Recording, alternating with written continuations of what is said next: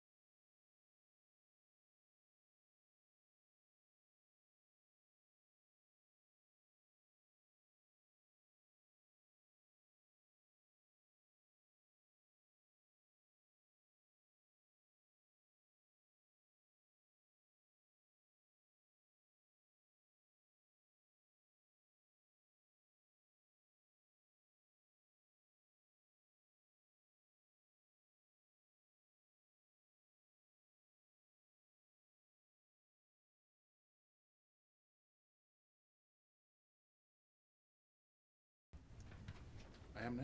Okay. I'd like to welcome everybody to commission meeting. It's Monday, the 14th day of February, 2022, and happy Valentine's, everyone.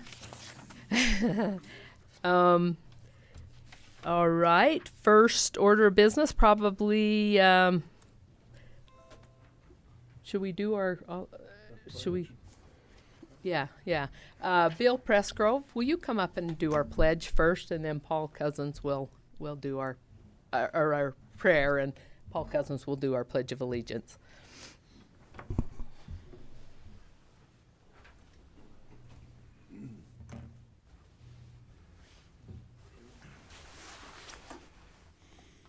Our most gracious Heavenly Father, we thank Thee for the opportunities that Thou hast afforded us to come together and discuss issues that pertain to the entire county. We thank Thee for Thy blessings and Thy Spirit. We ask Thee to please touch the hearts of all of us, and we might be inspired in the things that we do this day in this meeting. We ask Thee to please bless us for our righteous desires, and we ask Thee to please help us to fulfill the things that Thou hast for us to do. We ask a blessing upon those that are unable to attend due to health issues. Please bless them that they might recover from the illnesses they have. And we ask these things humbly in the name of Jesus Christ. Amen. Would you please stand and follow me in pledging allegiance to our flag? I pledge Allegiance to the flag of the United States of America and to the republic for which it stands, one nation, under God, indivisible, with liberty and justice for all. Thank you. We probably need to approve the minutes for 1/24/2022. Can I have a motion on that? Microphone closer to you. Oh, sorry. I'll move for approval of minutes. What was the date again? January. For January 24th, Yep. 2022. Second. Moved and seconded. All in favor? Aye. Aye. Aye. I sign these. Okay, and then could we have a motion for the claims of payments, January 24th, 2022 to February 13th, 2022? I'll make a motion to approve the claims for payment from January 24th, 2022 to February 13th. Second. 2022. Moved and seconded. All in favor? Aye. Aye. Okay. We will move to our reports. We're going to let Stephanie come up first because she's got another meeting she needs to go to. So,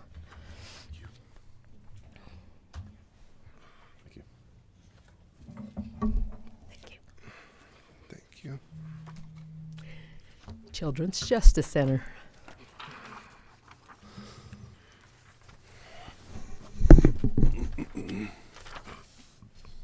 Hey, good morning, commissioners. What I've handed out is this kind of orange sheet is our fact sheet, just kind of showing you how many cases that we had through 2021 now that we've wrapped that all up. 315 new cases were opened, 239 forensic interviews, along with 53 medical exams. You'll also see that we have on here our therapy sessions that we have offered to the community with 1,009 sessions completed and with a total of 638 other family members served. One of the things that I always like to point out that Iron County does just a little different than some of the other counties throughout the state of Utah is we don't only investigate and serve sexual abuse cases and severe physical. We actually serve all crimes involving children, and that is something that our team has, had decided to do a long time ago. They saw the benefit of bringing all children that have had something happen to them to the Children's Justice Center in order to receive services. And so if you look there, we had 142 cases of sexual abuse, 111 cases of physical abuse. That number is always really interesting because there's not a lot of other CJCs that do just physical abuse, only do severe physical abuse. But back when Troy Little, if you guys remember Troy Little in the county attorney's office, he really saw the value of us being able to give these families all services as well. 21 cases domestic violence, 37 drug endangerment, 33 bullying, and 6 sexting. And then it kind of breaks it down, according to ages, with most of the children that come to the center, in that 13 to 18-year-old range. And then in regards to, 166 suspects that were parents and step-parents. On the other sheet, it'll just kind of give you kind of a breakdown of through the years from 2019, 2020, 2021. Since 2019 we had 237 forensic interviews. 2020 went down quite a bit. I think we've talked about this before. We kind of attributed that to kids not being in school because some of our biggest reporters are schools, because for many, their teacher is like their most trusted adult that's in their life. And so we did notice that across the entire state that in 2020 cases, went down for us. It also gives you Beaver as well, Kane County, and Garfield County. Garfield County is the one that we were the most surprised about. Prior to us having a Children's Justice Center in Garfield County, we would have just a few cases that had been reported even through Child Protective Services. And I always say it, if you build it, they will come. And I think it just helps for families to know that there's a place locally where they can go to seek help and assistance for their families. And so I feel like often when there's a Children's Justice Center in the community, that people are more apt to call and actually report, because they know that they can get services locally. Prior to that, they were having to drive over to Beaver County, and often we have families who, they work, they have jobs. It's difficult for them to get away, or maybe they don't have a trusted, vehicle that they feel comfortable enough, driving that far of a distance. And it just became more of a barrier for them to not have something locally. And so you can definitely tell the numbers that we were just as shocked when last year they had 16 cases in Garfield County. And we're very happy that we're there to serve those families and those victims and provide those services to them. Garfield County does still have to go over to Beaver in order to receive a medical exam. So we do that. We do, however, help them with, gas money or anything like that if they need it. Or if there seems to be a transportation issue, we help them, figure that out.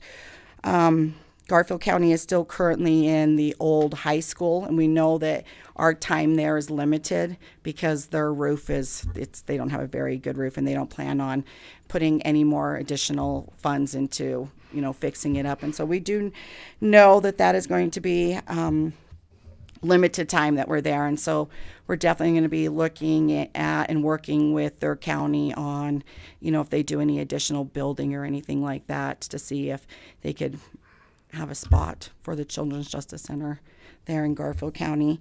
It also show you Beaver and Kane's medical exams, and on the back side, you'll actually see our contracted therapist. We're so grateful that we still continue to receive VOCA funding that pays for our contracted mental health therapists, provide services to families for free. Extremely grateful for that, because that's always a really difficult thing for a lot of families. And then we also have our Cambria grant that I also received last year as well, that we are also able to pull off of that as well.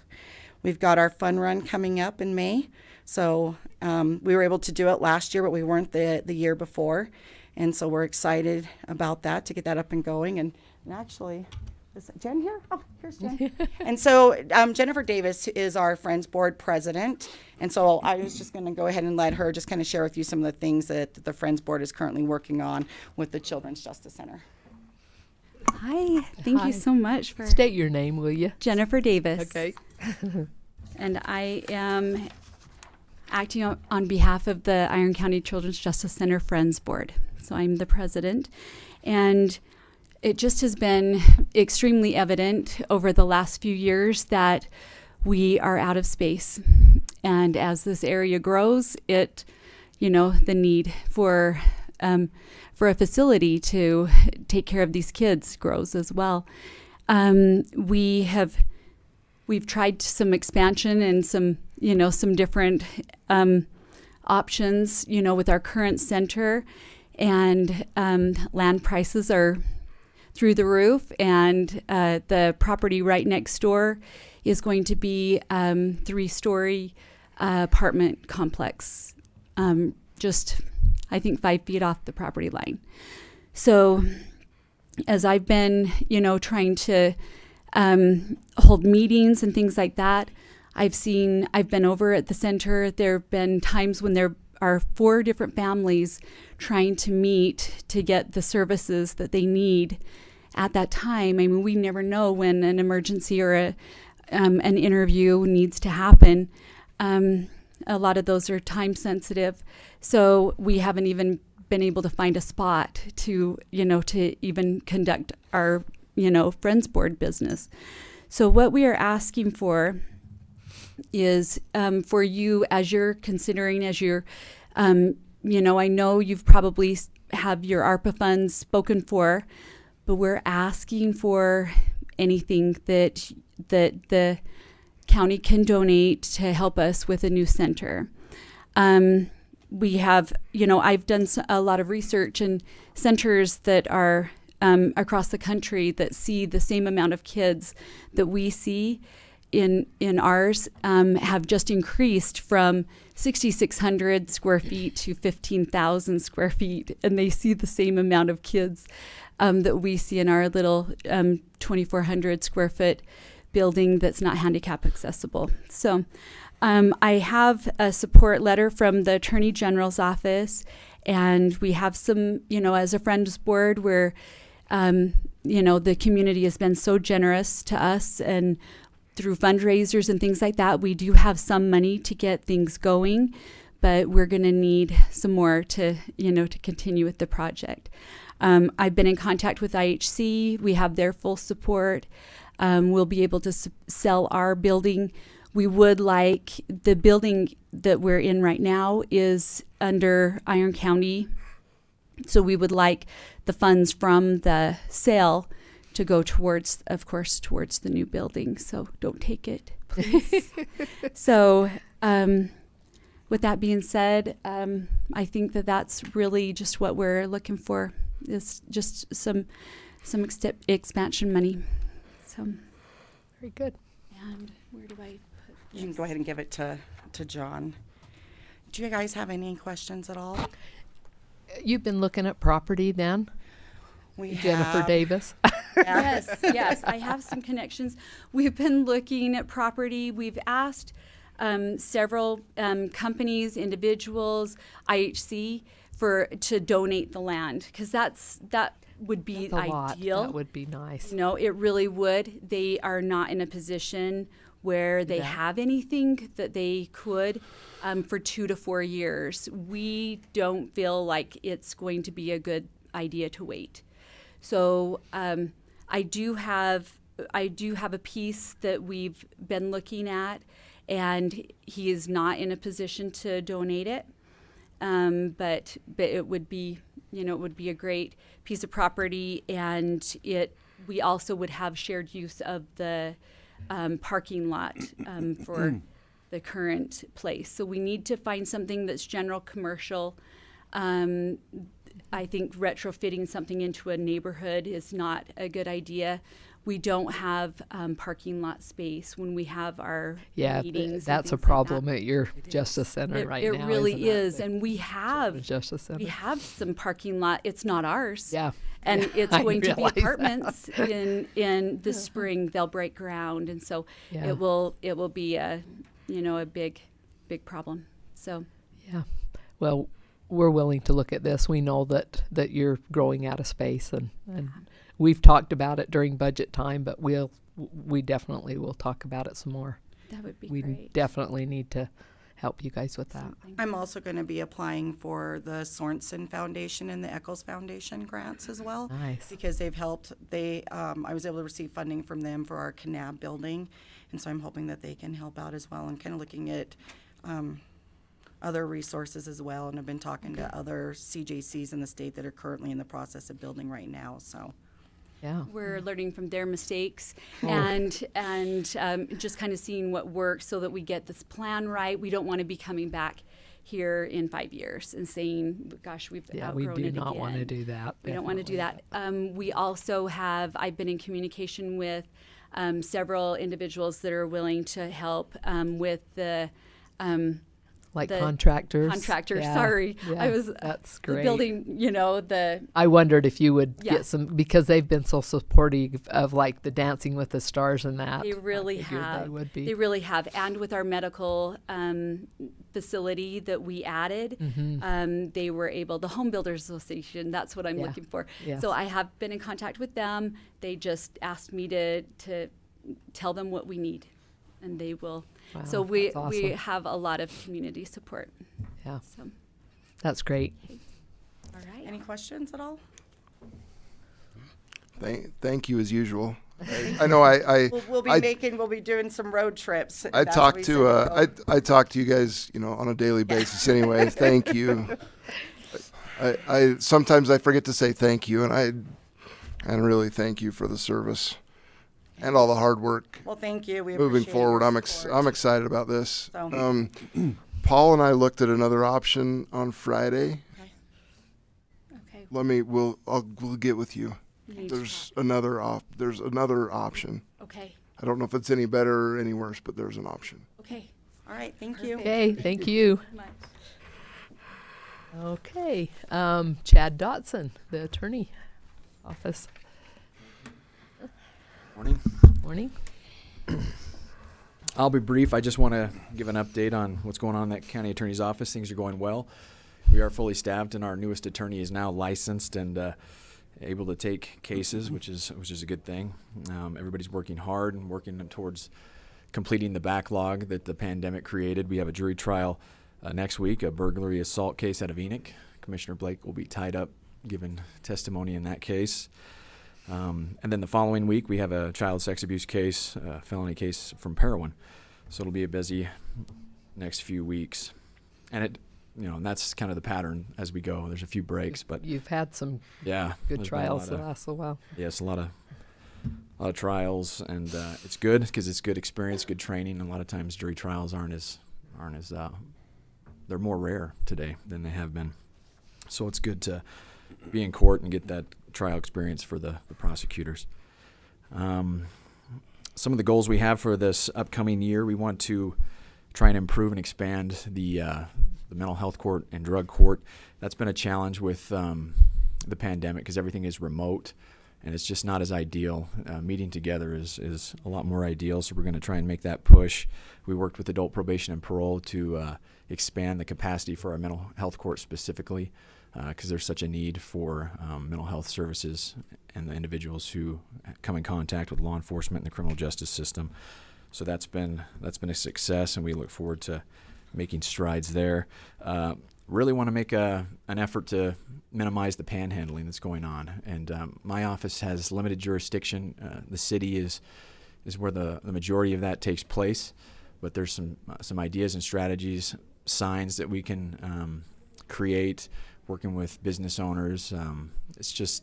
It's one of those things that while it doesn't seem like the biggest deal, I think it's noticeable and it's not ideal.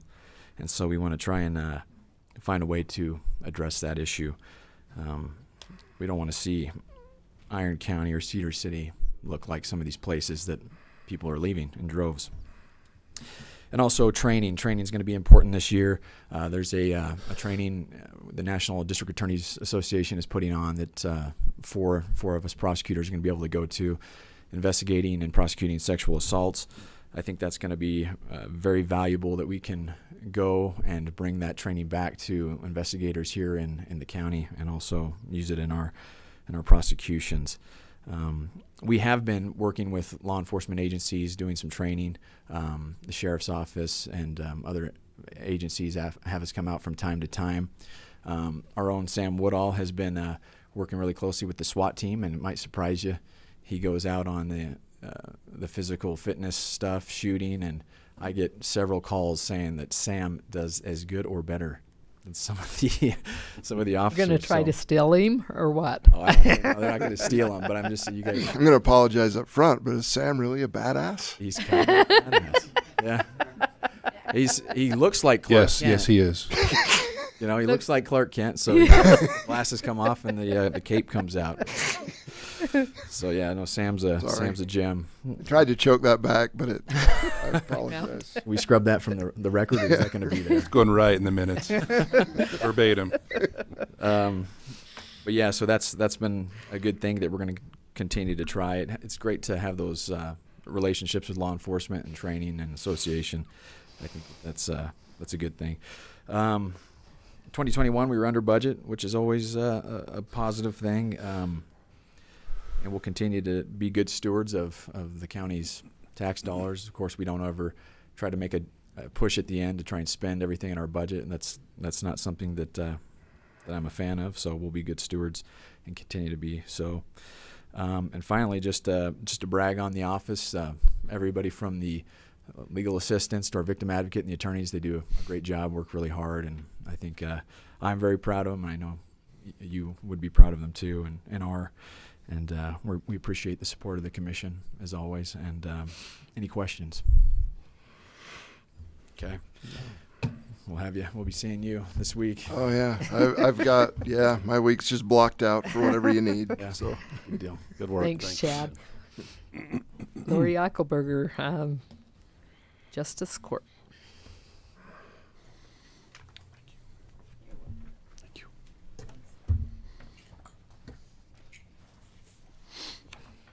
Thank you. Good morning, everyone. Much like Chad, I think this will be pretty brief.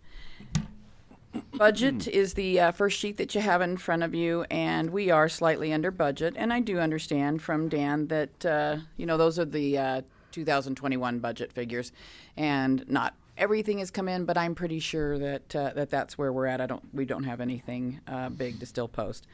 So we're slightly under budget, which is, like Chad said, a good thing. And then going into 22, I think you know that we even tried to be conservative and see what we could shave off additionally. Again, just to make sure that we are being as responsible as possible. The next sheet, the Justice Court Monthly recap that I try to provide to you every quarter, is a comparison in totality 20 to 21. It was a pretty flat year from the standpoint of cases. Slightly below that, you'll see with a slight green coloring. So in 21, we were 11,093 cases. That includes citations that are filed, informations that are filed by prosecutors. So in 2020, it was 12,106. So down about 1,013 cases. You can see just budgetary-wise what was collected, dispersed, and retained. Again, pretty flat. I always find it interesting that the collection and the dispersed went up, the retention went down. Really couldn't to give you a complete accounting for why that would be, other than maybe surcharges and things. DUIs, they did go up this year. 22 more DUIs in 21 over 2020.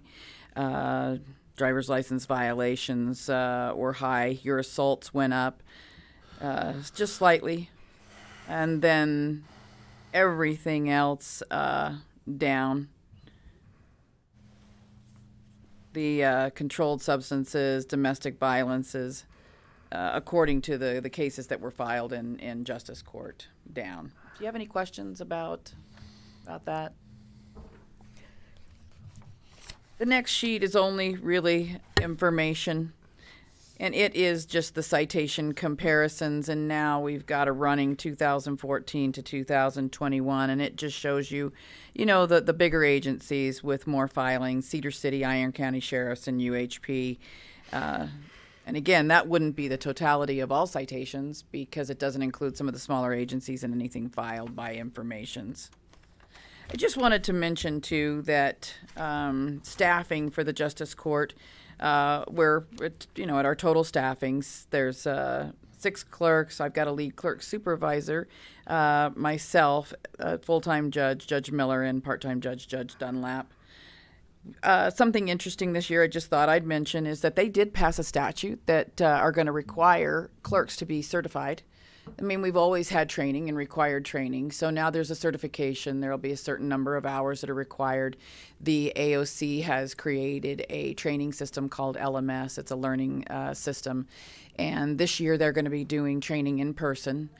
Not only that, but BCI will be doing training in person for our TAC conferences down in St. George. So the nice thing they'll be able to help us, because I think it was the training budget that I said we could shave a little bit off. I was thinking that we'd probably still be remote, but we're gonna be able to send just half of the staff, and then the rest of the staff, because they're going to record it WebEx remotely, so they'll be able to watch it and catch up and have all the training. But every year we'll be required to have a certain amount of training hours and remain certified. That'll be part of our job postings moving forward. You'll have 6 months to get up to speed with training in addition to on-the-job training. So a good thing. Any questions? Just curious, why would you how'd you explain that UHP is down so far in 21? Is it I gave up some of the freeway between Summit? I don't is think, that much of it? No, I don't think that's an accounting for it. I think they've had some movement of troopers. They lost a couple of troopers that were very active in riding on the I-15. That was one of my understandings. They do have, I think, some new troopers. I don't know, Mike, if you even have insight on that. I really don't. Because it's really an agency. I just report the facts. Yeah, I don't know. I don't know. Yeah. I see them out. I see them with car. I drive back and Pulled forth over. to Parowan several times a week. And I'm there every. Yeah. I mean, I Drive see. every day. They seem to be stopping cars. I don't know. Yeah. Maybe they're not giving tickets. I don't know. I'm sure they're giving tickets. Oh yeah. These troopers yeah. are going to be troopers. Oh yeah, they are. Yeah. Anyway, thank you again. The Justice Court. I am very proud of the staff that we have, and we work pretty hard. We've gone back to in-person hearings for the most part, and I do want to make sure. I think there was a perception, maybe by some that they're in the legal field, that maybe the court doesn't allow for consideration of remote access for people with concerns, and that's not true. If someone's not able to be present for a hearing, we do have them submit a request to our judges, and the judges will rule on those on a case-by-case basis.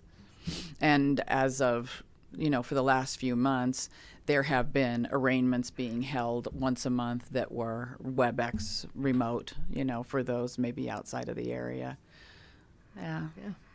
Very good. But if you ever Thank have any you. questions or concerns, then never hesitate. I appreciate it. Thank you. Lynn. Thank you. Lauren, good job. Have a good day. Victims Advocate, Bree. Oh, there she is. Good morning. Morning. Okay, so I have some stats for you guys. So for last quarter, we served 227 victims. 55 of those were victims of adult physical assault. 13 of them were victims of adult sexual assault. 24 were child physical abuse. 50 were child sexual assault. Sorry, I have like something on my face. 48 were domestic violence victims, and then 20 were victims of stalking or harassment.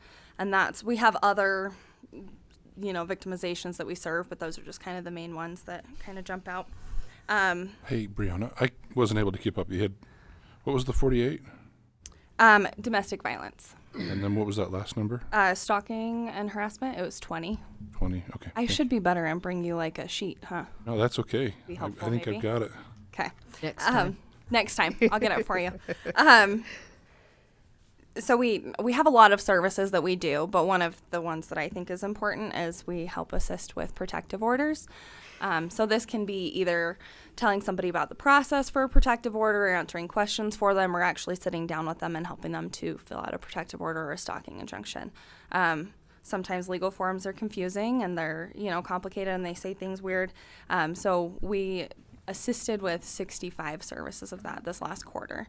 So that doesn't mean that we did 65 applications, but we assisted 65 times with protective orders, which is super good. So we have a lot of stats and stuff, but I think it's important to also have the qualitative reason why we do our job. So I try and ask Wendy and Jaden for a little synopsis of something that they're proud of or that they thought was important. So I'll just read this to you. The first one is a letter that Wendy received from Chief Adams. So as you know, we work with all of the law enforcement agencies in the county. Chief Adams is kind of over Wendy and Jaden. They work, directly in their office. So they work with Cedar PD officers. So this says, Dear Chief, I wanted to take a moment to compliment 2 members of your staff and applaud the experience my family had with Cedar City Police. My daughter, wife, and I came into the lobby to make a report. We were met by a friendly receptionist, then filed a report with Officer Pettit and your victim's advocate, Wendy Jessen. Words cannot express my appreciation for the way in which they conducted themselves and the delicate and sensitive manner that they treated my family. Please extend my gratitude to them. They are a tribute to your community and a credit to your organization. This was a case that Wendy had helped with, and it was, not necessarily a huge thing, but she always takes time out of her day to make sure that family feels comfortable and heard and understood throughout the process. Wendy's an amazing advocate. She has, her own experiences that have made her to be an asset to our program. She works with all of our child victims from Cedar and Enoch PD, and she's amazing at that. She's good at talking with parents and making sure that the child's heard. Sometimes we get stuck in this mindset of if a story's doesn't make sense to us, that it didn't happen, and Wendy's not afraid to go out there and say, okay, but it could have. If this kid is saying something, then let's give them some belief. Let's believe them. So I love that she does that. And then Jaden, as you know, we have some compassion services funds that we use to do things other than victim services. And Jaden responded last week, I think, to a suicide that I believe Commissioner Blake was also on. And prior to our involvement, there wasn't really a ton of supports for this. Officers do what they can, but obviously they have a lot going on that they have to investigate and report and all that. So he spoke to the landlord, and he sent me this email after his conversation with the landlord. He said he expressed his gratitude that the police departments have advocates. He was expecting that once officers cleared the scene, they would basically say good luck, and that's the end of their involvement. He was pleasantly surprised that we had an advocate on scene to help his tenant, but also to handle all the arrangements to notify the landlord, organize cleaning, and minimize further traumatizing by his tenant by having to make those decisions right after an event like this. Jaden then stayed with the boyfriend for 2 hours on the scene, organized cleaning between the landlord and Bio One, which is one of the hazmat companies that we work with. And after that was done, he actually returned the apartment key to the boyfriend. So, you go into a scene and it's already traumatizing that somebody has to walk into that. And then they think, like, what am I going to do to clean up afterwards? And really, I don't think people realize that biohazard stuff is not, like, you shouldn't be cleaning that up on your own. So we're happy to kind of coordinate services. We can't necessarily pay for them, but we help to coordinate them and give good referrals. Something else that we do that we just implemented, so when somebody gets arrested, there's been kind of this gap where there's not an understanding of if they can contact their victim or not. And so they'll call them from the jail or, whatever. And so for the last 4 to 6 months, I've been working to try and get a process in place to notify suspects that they're not allowed to contact their victim. So I just sent that out to the chiefs of police and got it in with our office. So we're hitting that gap between when somebody's released and has what's called a jail release agreement, which is basically like a protective order, tells them not to contact their victim or they can be charged for it. So now they'll be notified while they're in jail that they can't contact their victim, and that if they do it, they can be charged. So hopefully that'll reduce the amount of victims that are being contacted from jail and then aren't feeling comfortable with cooperating with investigations. So it's kind of what we've been up to. We have a few trainings coming up that we're excited for. Wendy and Jaden haven't had many trainings because they both started around the time that COVID started and everything got canceled. So we're excited to go learn some stuff and see if we can bring things back to improve how we work with victims and the community we serve. You guys have any questions? I just wanted to, I was going to bring this up in my commission report, but how much I appreciate Jaden and Wendy this week. I have spent time with both of them this week, and I mean, they're just so professional, but on that particular incident that you talked about, Jaden was a rock star. There was no, I mean, that was literally, I haven't been on a case that bad. In every aspect. That was a horrible, tragic case. And Jaden did amazing work, not only with the tenant victims and stuff, but the officers were really struggling over that one and are still struggling over that one. And Wendy and Jaden have both been there for the officers as well, and the officers in return there for Wendy and Jaden. It's really turned into a cohesive team. It's not, a lot of times with law enforcement and victims advocates and mental health, it's always been kind of an us and them. And I think that through this program, we've really changed that, at least a big degree in Iron County.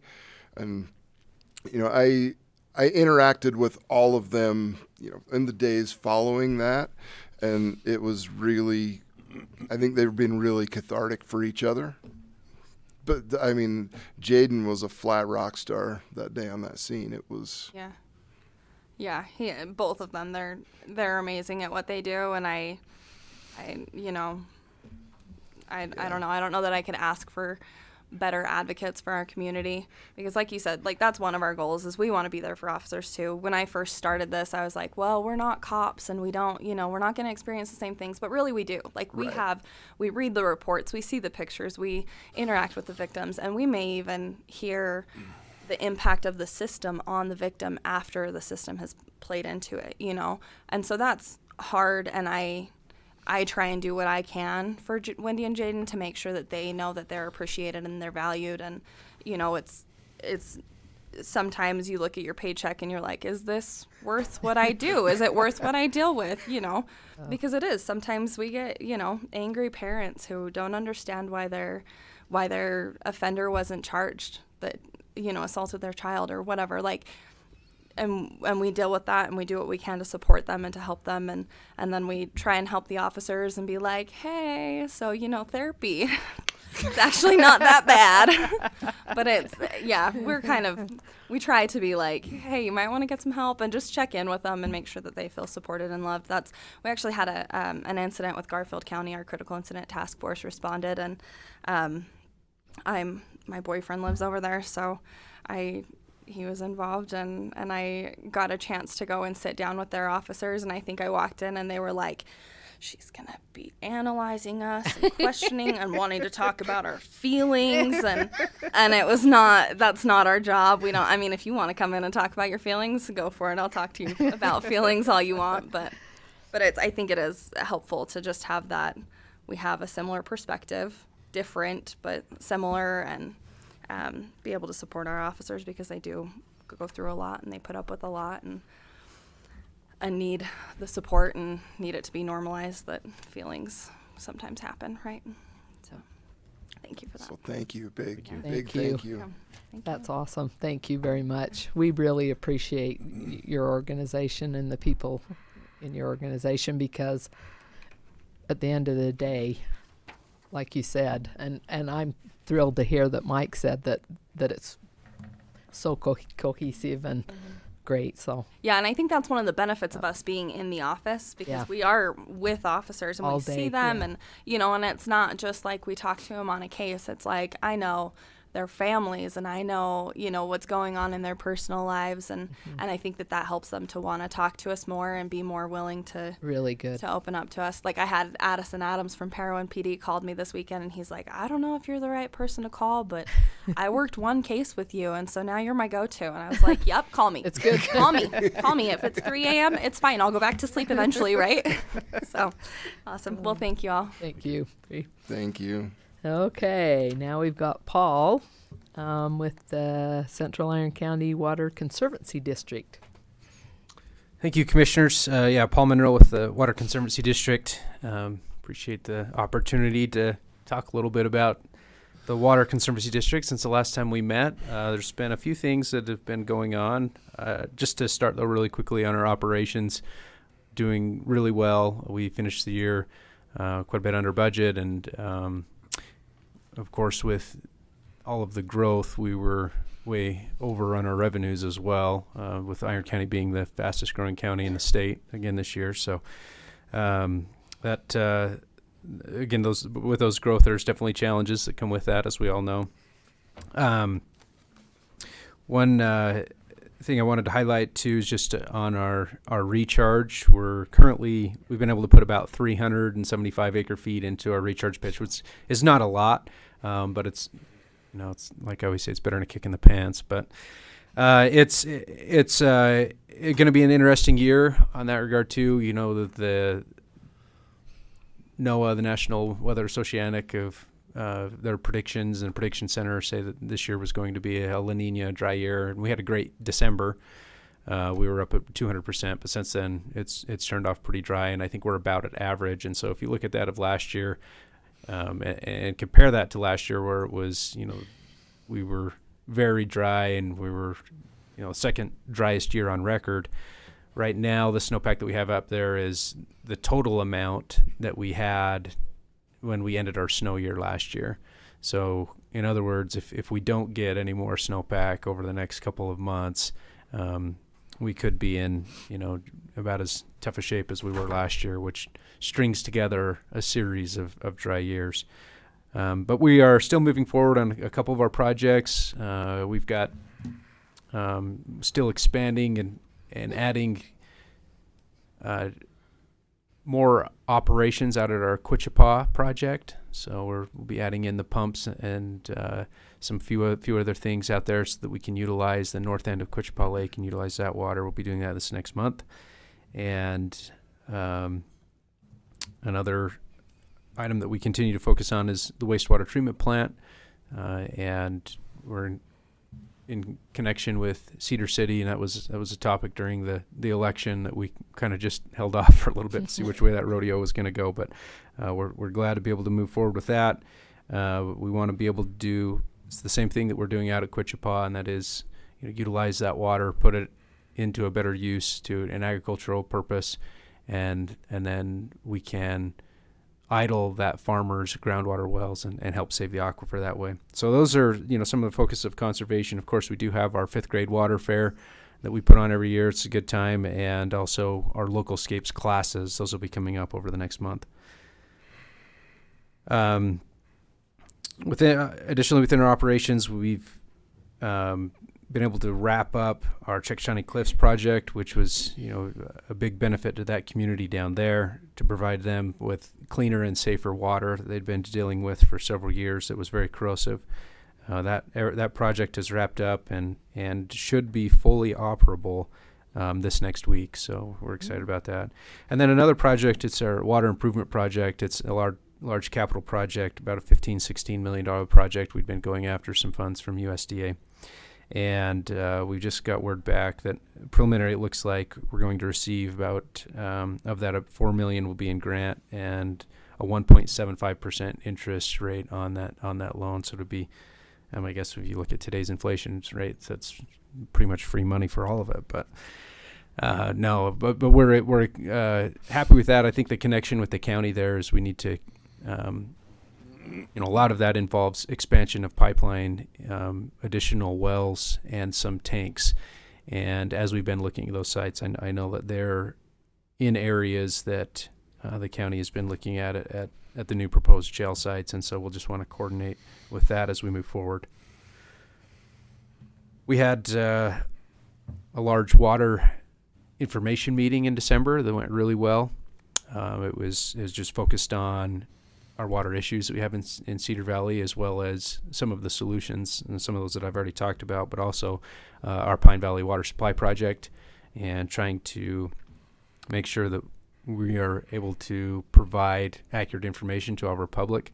There is an outside environmentalist firms that are pretty active in promoting their agendas, and so we just want to make sure that we're doing the best that we can to inform our public and let them know what we have going on there. But as far as that project goes, we've got it's currently out to public comment through the NEPA Environmental Policy Act process. It's through the Department of Interior and BLM, and it'll be open for public comment until March 11th. So that timeline got extended, and we'll just follow that process through the BLM, and it seems to be very promising. Not anything that we're overly anxious about. We feel like we have done a really good job in analyzing everything, and it'll just be, going through that process with the BLM.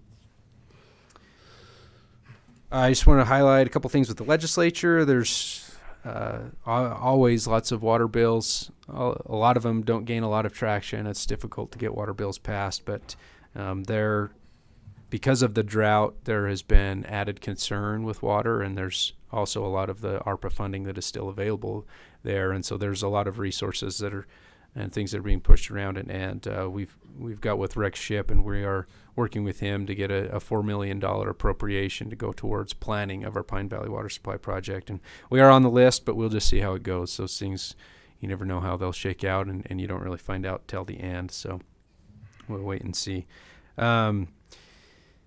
Some other bills that are, and a very hot topic is the secondary water metering, and it's that part of it is, that there's research that shows that they're very useful, and people do save water when they just see what they're using.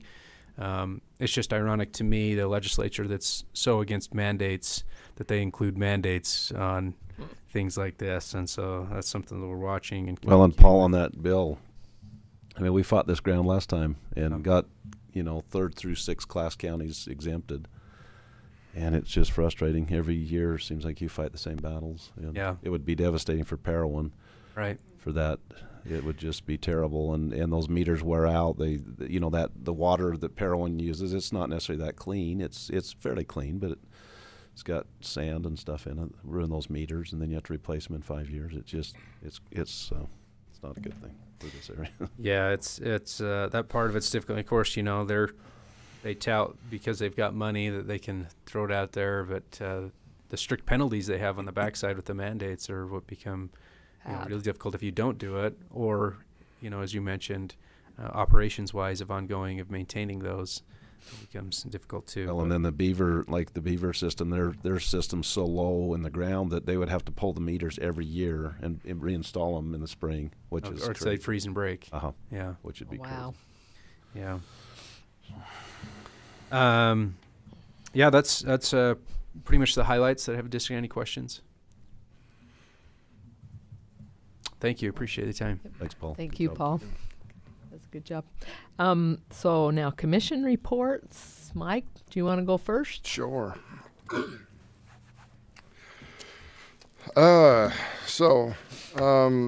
bunch of stuff this last couple of weeks. We talked a little bit about the Children's Justice Center project already with Stephanie and Jennifer.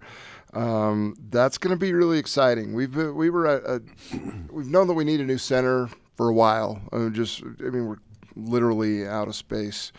I was approached by a group of citizens who are putting together funding resources and things like that really kind of got that ball moving as far as a public-private partnership. I think it's going to be really good. We've moved forward with looking at property. We've looked at a lot of different options for property, and that is ongoing. We figured out that we had some legal issues with our current building as far as deed restrictions. Long story short, I believe that we've worked through those issues so that we're not. Basically, the property is the county's unless it's not a children's justice center anymore, and then it reverts back to the old owners. I think we've worked through that to where the county will get a clear deed on that piece of property. It's not going to be an issue moving forward, so that when ultimately we can put the money from the sale of that property into the new project. So I think we've cleared that hurdle. Stephanie and I spent some time at Southern Utah University, still in the Children's Justice Center, promoting the program, recruiting volunteers, student volunteers in both the elementary education program as well as the nursing program, as well as educating them on mandatory reporting requirements that'll help them moving forward in their careers. We've worked with a couple of local businesses, kind of off the children's justice to tourism and economic development. We've got some really great companies in Cedar City that provide products that are sourced and manufactured locally. Two that I want to talk about just specifically that we've worked with and are going to start selling their wares out of our Iron County Visitor Center store. The first being Chaffee. There's a company in Cedar. It's basically they brew. Compared to coffee, it's like coffee, but it's made out of cocoa beans, not coffee beans. There's a lot of health. There's a lot of good things, and it's a really good product. They relocated to Cedar City just over a year ago.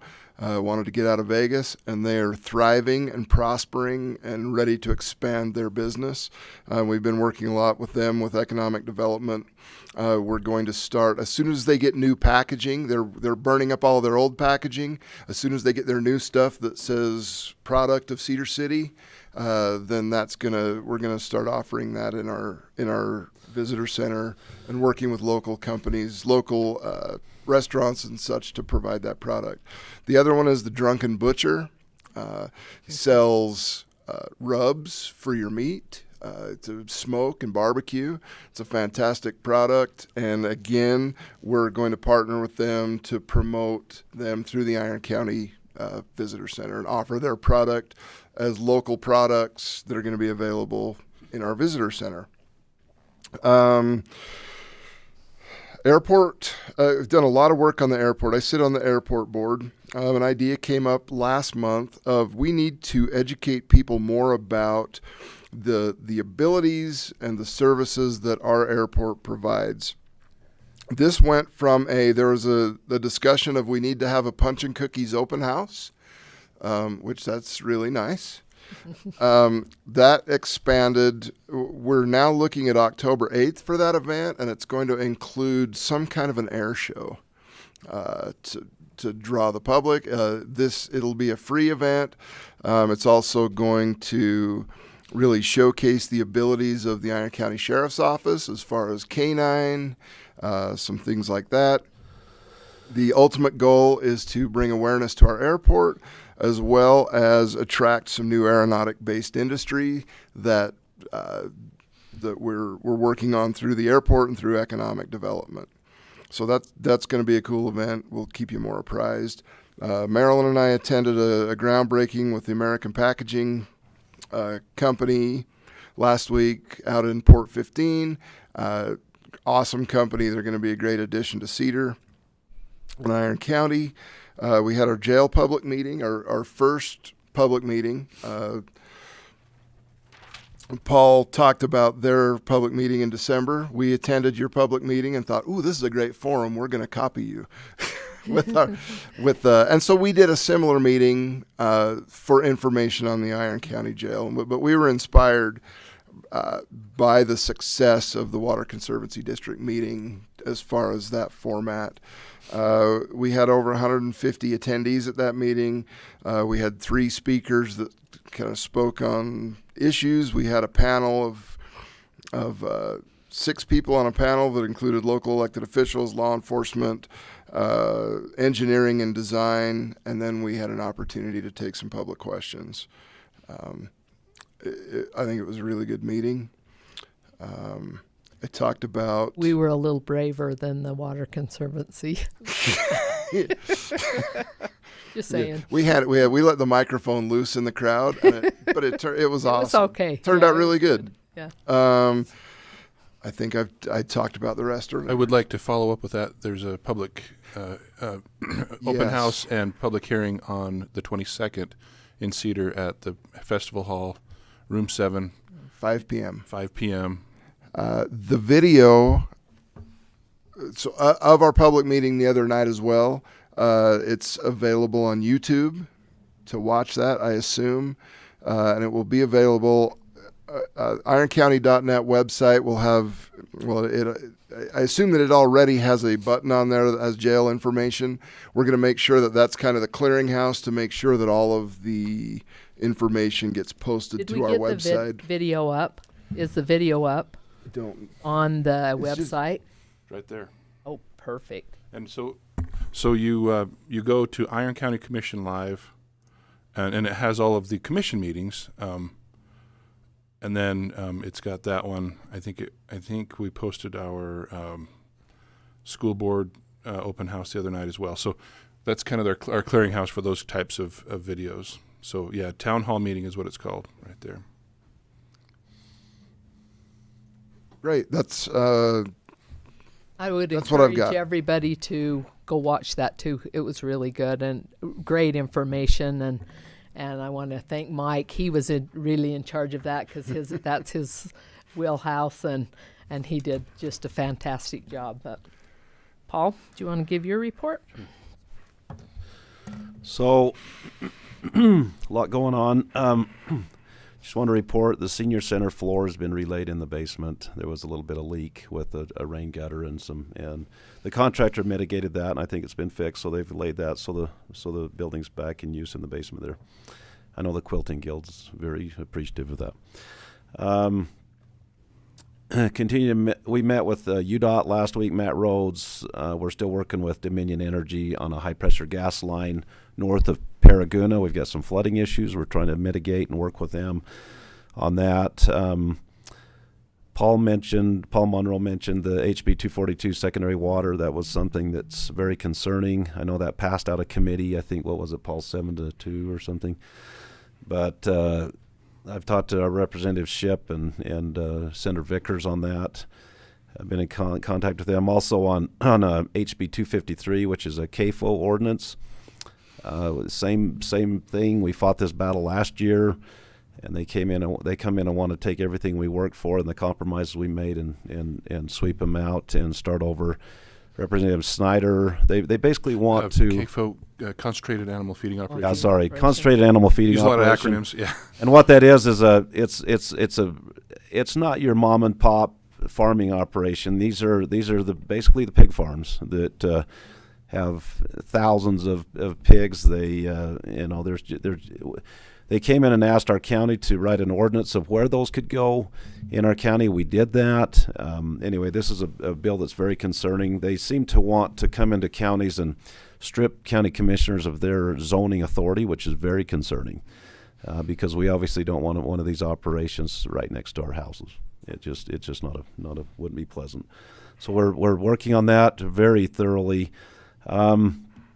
Had a meeting with Cedar City, had a couple of excavation contractors meet with our engineering department and some developers. We're trying to improve our road construction standards with different processes, materials, different issues with over excavation, trying to make our roads last longer so that because once a developer develops a subdivision, builds the roads, the county or the municipalities take those over, and it falls on the taxpayer to maintain those over the years. And so we want those built right. We want them built thorough so they last, so that it doesn't it's not an undue burden over the years on the taxpayer. And that was positive. One last thing. I sit on a committee, the Congressional Briefing Committee. We have one thing we try to do is back in Washington, D.C., there's a lot of legislators back there that's never been to the West. They've never seen our land expanse, the water issues, the how the government, federal government, owns so much of our lands and how that affects us. And every year we from Iron County, we donate a little bit of funding, and we ask other corporations different things. We pool a fair amount of funds. We offer scholarships to some of these congressional staffers to come out, and we take them on a field trip, show them some of the issues, public lands issues we're dealing with, so that they come out and touch it, feel it, see it, and they get it once they do that. It develops relationships, and that's been very successful. So we've been working on that. There's lots going on, but that's my report.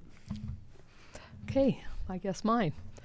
Now I understand the reason why Mike's reports were always quite small when he was the chair, because they give all the reports. The only thing that I would say is we had a really nice, the Republican Party had a really nice Lincoln Day dinner on Saturday. And Congressman Chris Stewart was there. He spoke. Senator Mike Lee was there. He spoke. It was really nice. And a lot of people attended it. I got to speak too because of Volney. Volney asked me to speak, which, if you all know, that's not my favorite thing to do, but to speak in front of that many dignitaries and but it was okay, and it was nice. It was really a nice dinner, but I want to thank Volney for that too. It turned out really nice. We've got a lot of people here that want to visit about several different issues, and we're after 10 o'clock, which we usually start right then. We usually take just a little break, so let's take about 10 minutes and then come back at 10 after, quarter after, and we'll go forward with the rest of the agenda.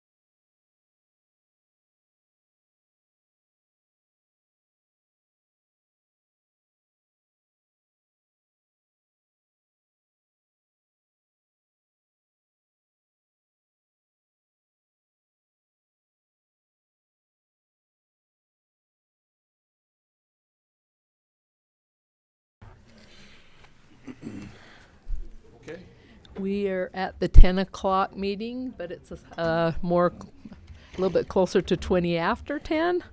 We'll get started with the agenda item number 1, public hearing, discussion, and possible approval of proposed zone change from rural agricultural 20 RA20 to residential 1 acre R1, 20 acres, 20.28 acres located at approximately 4077 West Mid Valley Road, Cedar City.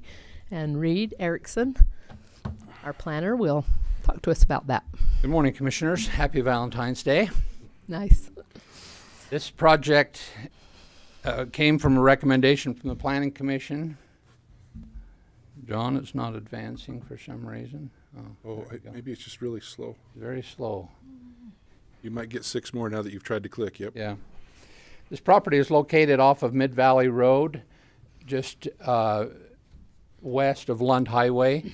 We had a similar property, a 20-acre parcel zoned in this RA20 zone just a few months ago that rezoned.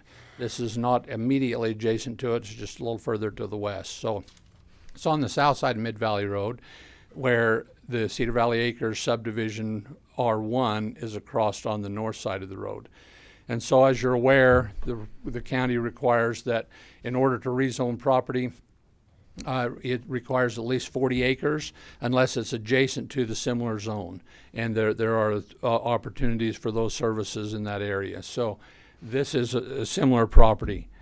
You can see here, as we zoom in on the zoning map, all of the pink is the RA20. Just 2 lots to the east is the parcel that rezoned already to R1, and so that connects it with the Mid Valley, of course, being adjacent to Mid Valley. The green, of course, is the belt route alignment, and you can see the surrounding zoning there in the area. As we zoom in just a little bit closer here, an area with taking the zoning off, you can see all the small lots across the road on the north of the Cedar Valley Acres. As we zoom in on this property, you can see that they have some use of the property currently. Their interest is to be able to divide it for family members into 4 5-acre lots, but because we don't have R5 in that area, R1 is the only zoning available to them. Does require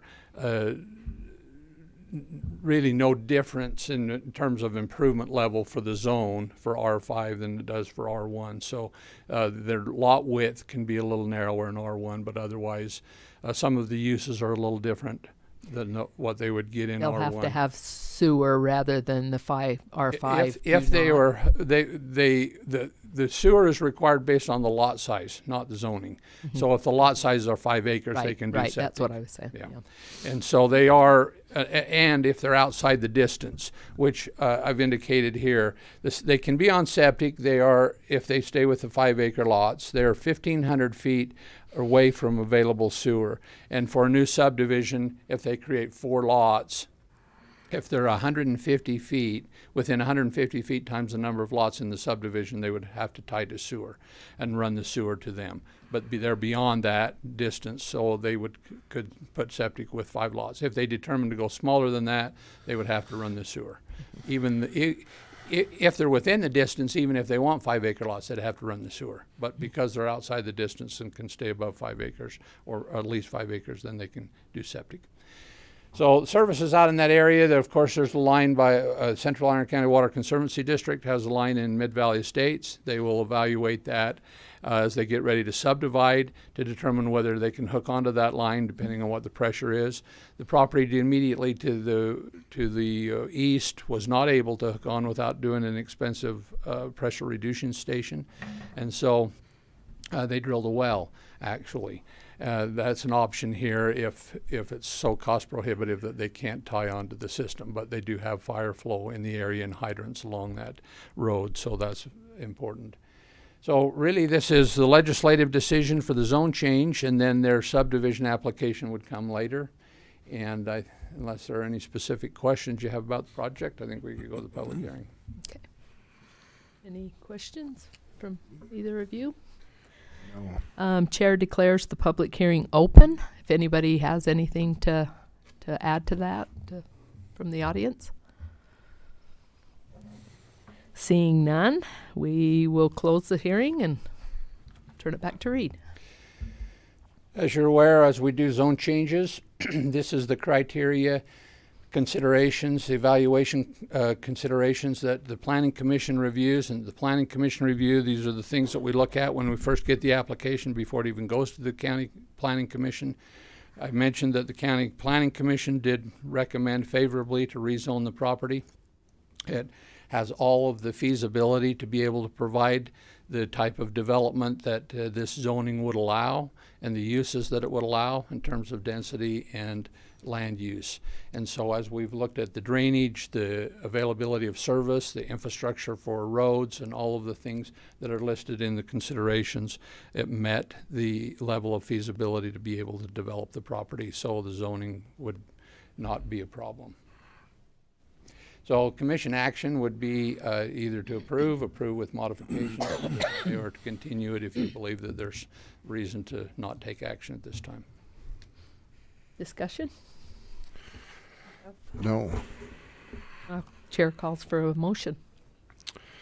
All right, I would move to approve proposed zone change from rural agricultural 20 to residential 1 acre, 20.28 acres, located at approximately 4077 West Mid-Valley Road, Cedar City, Utah, and include,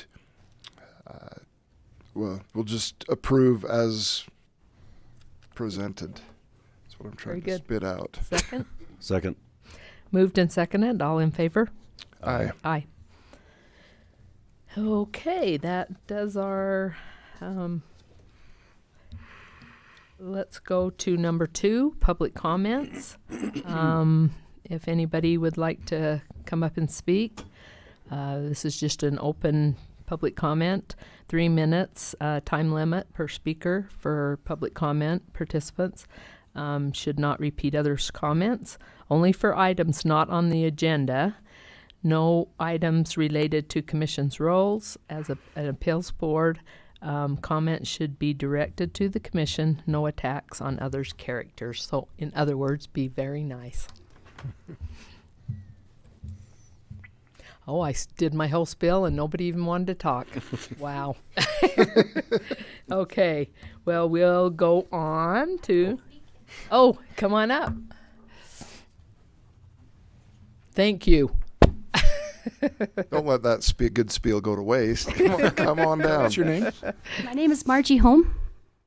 You can scoot that microphone down a little bit too, a little more comfortable. I've never been to a county meeting, so I don't know what appropriate behavior is, whatever. But I wanted to come because a few days ago I had a drone flying over the property that I live on, and they were looking through my windows. And I had just left. My plumber was there, so he's the one who gave me the report. And he walked out to the road and approached the person flying the drone, who said that they worked for the county commissioner. So I'm wondering if, as a citizen, do I put up with this? I don't think we have a drone. I didn't know we had a drone guy. But Well, our sheriffs do, but no. Anyway, so that's just a concern I have and something that I wanted to ask. Because we called the sheriff and he says that is absolutely against the law. And they are trespassing. And so, as we tried to get they said we have to have 2 different incidents. Then we can actually file charges. So I just wanted to know, as the county commissioner, what is your job? and how do I, as a citizen? We're not going to spy through your windows. That's what I thought. So. If that comes up again, so were they able to identify who it was or get a license plate number? My plumber told me his name was Bill and that he lived a mile up the street. I don't have a license plate number. Oh, and I don't know if he's here in the room. I would watch for that on your second incident. If there is one, make sure that you get some identifying. Well, so who did you talk to at the sheriff's department? Shannon talked to him. I'm not sure what his name was. Come on up. Because no. Yeah, so I live there, but Shannon's the property owner. So I contacted her, and she spoke to the sheriff. Okay. Okay, so... Could you tell us your name? Hi, my name is Shannon Darker.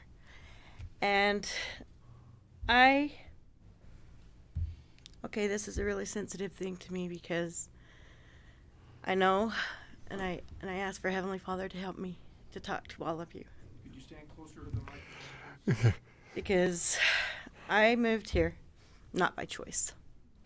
I was forced by the states to move out of my home, my comfort zone, and where my people were in my community that was a safe community. I had to move with my children feeling threatened. And I do not speak for my people, I speak for myself. I had to move with all of my children to Oklahoma for a couple years. And I was so depressed because I was away from the people that I loved. I was away from home. And I begged my husband to please let me come home because I was getting sick. And while I was in Oklahoma, I was praying to Heavenly Father of how I could help the children of my community. And so I started a 501c3 children nonprofit emotional support. I didn't have any money. They stole our community's money out of our bank that supported the women and children, to where the women and children that did not have husbands. I just sit there and wonder what they expect these women to do. So these women, so me, I wanted to help my dear, sweet Margie. And taking all the money that I could, I moved back to Utah.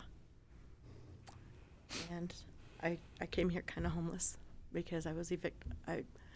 There's not a lot of tolerance for my people. And so we stick together. And so the people where I lived, I had horses and I worked with a lot of children, and suspicions arose because I was trying to stabilize emotion, because I think it's really bad for me. I think it's really bad. If it's really bad for me going through all these things, what could a child feel?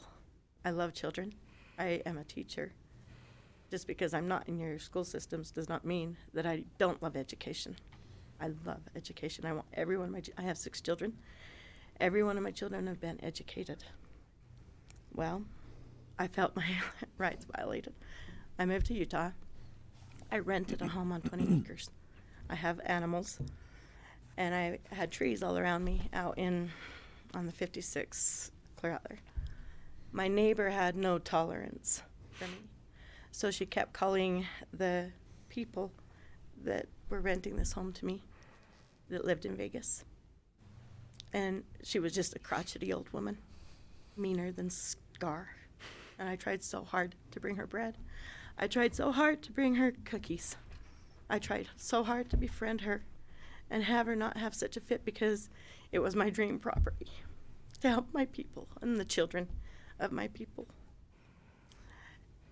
And so I tried to appease her feelings, because there was a bunch of my people around and I was the only one she could fire at because I was renting. Well, she got me evicted. I had to take all my animals that I was gathering to help my people's children. And I called my husband. He doesn't live here with me. I needed to come home. And so he bought a home. I am a single wife. And my mission is to help the women and children of my faith to stand and to be strong. Well, we have people that are nosy and think that they know so much because of what is in media. And I'm finding that the biggest, nastiest story that can be placed in media changes people's, how they feel about their brothers and their sisters. And we're all supposed to be Christ-like. Well, I asked my husband if he would please buy me a piece of property out on Lund. And I wanted to help my dear sister, cousin, and friend that is a single mother, has no money, works her heart out every single day to survive because of we don't want to be here any more than you want us here. And I was very violated. I felt very violated and very concerned. And there's children that go to that property. And I was so upset because I have been chased with drones. We have been chased with, and the fear cycle exists.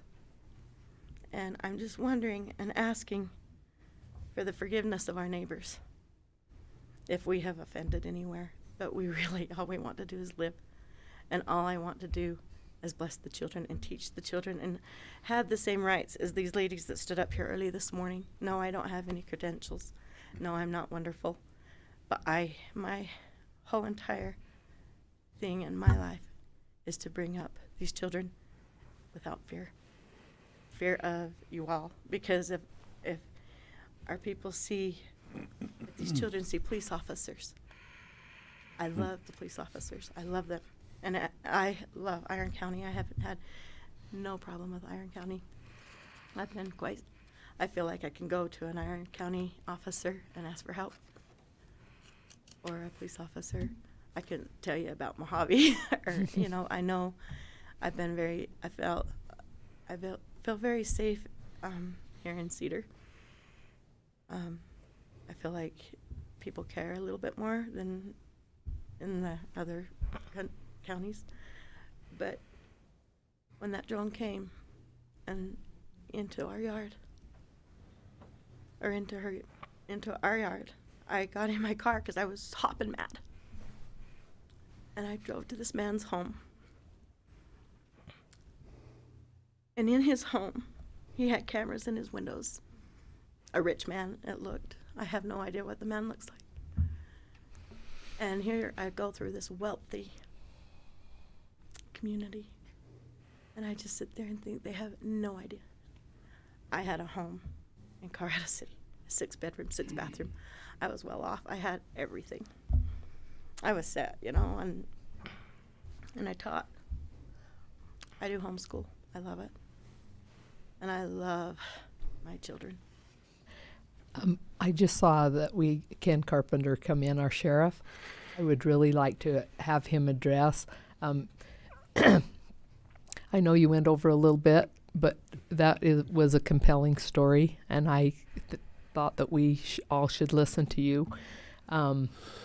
We understand that you were thrown out of your homes down there.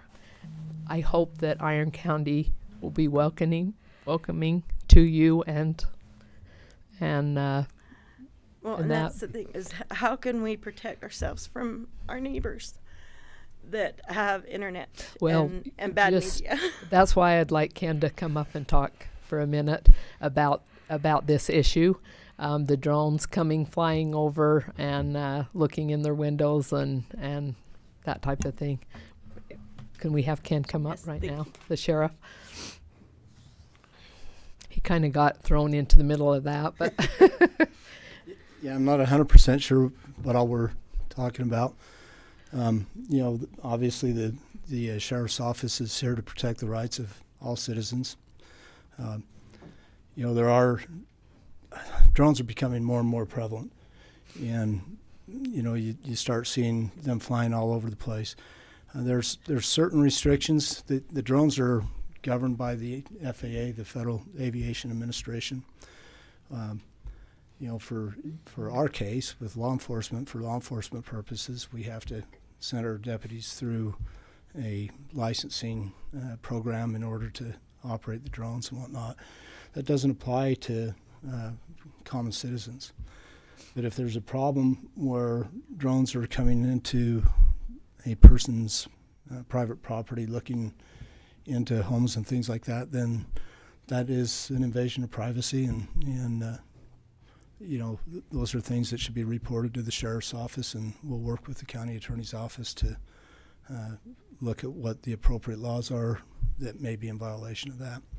So I don't know if that answers your question, or what we can do to further address your concerns. But we are here to support. Just know that you're Iron County citizens and you're protected like all of us are. Absolutely. And we want you to feel welcome here.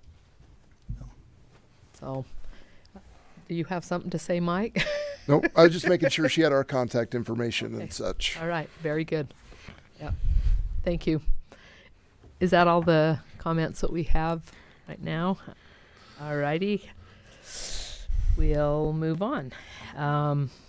Number 3, concerns about a junkyard on Lund Highway in the residential zone. Kathy Flick. I'm going to be speaking for her and all. Okay.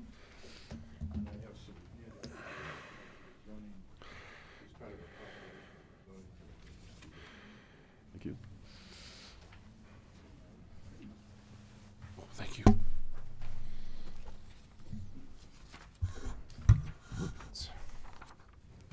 Okay, what would you like me to? Lund V2, State your name first, please.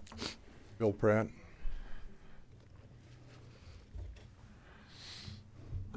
I didn't get that. Go. Bill Pratt, Bill P-R-A-T-T. Pratt. Okay. Well, if that doesn't work, you can use the other one that says V2. It's a standalone presentation. It's a big file. Okay, so today we'd like to point out some concerns that we have about the zoning. What's not being enforced on the zoning laws on either side of Lund Highway. Next slide. So here's what we're going to talk about. I've given you a copy of the applicable zoning requirements, and we'll try to refer to those as we go along. All right, next slide. So here's CVA 2 and CVA 1 are shown, and I've got a red circle around the areas that we think are possible problems. The purpose of the zoning is for single-family housing, R1 through R5. Actually, it's actually R1/2 through R5. To provide safe and convenient housing for people. Animals must be on an occupied residence, and you can see the others: no trailer parks, junkyards, etc., and unattended RVs and travel trailers. So, next slide. And so what we're going to do is a series of pictures. I think a picture is worth 1,000 words.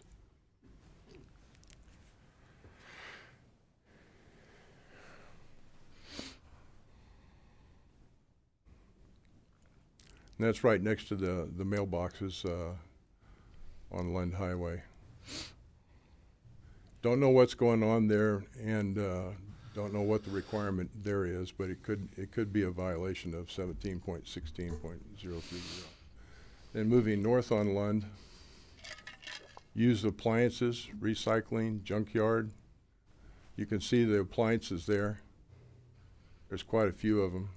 One of the requirements, before we go on to the next one of the requirements on 17.16.30, Table of Site Development Standards prohibits use of travel trailer parks, recycling, processing, or collection facility, light industry, or junkyards. Next slide. Go ahead and click it again.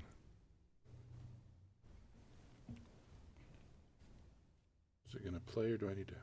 There we go.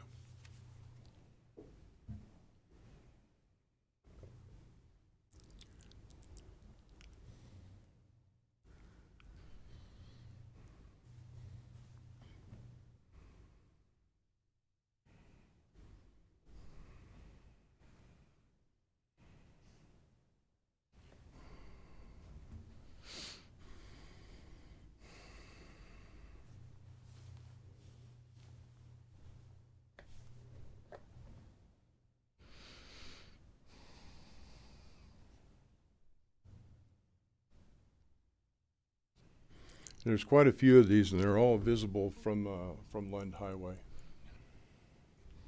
These are the ones that are northeast of 6600 on Lund Highway.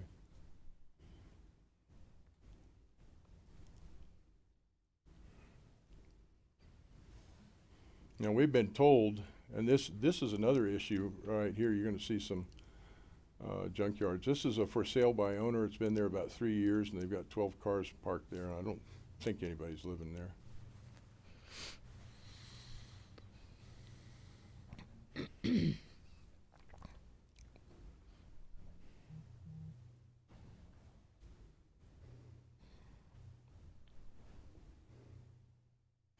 Okay, next slide. Uh-oh, it didn't come up. Well, It's a big Thinking. one. It takes a minute.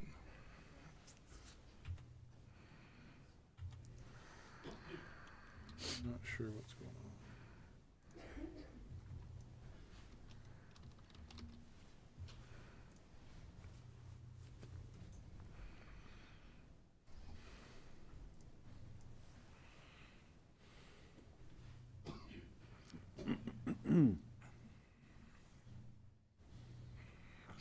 It says it's playing the video, but No, click it again. This one's done. oh, okay. Well, let's do this then.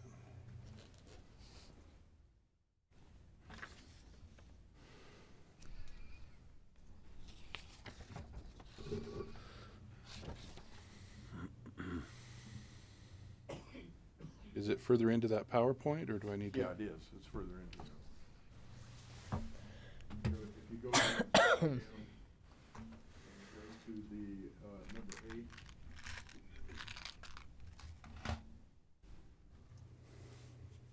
No.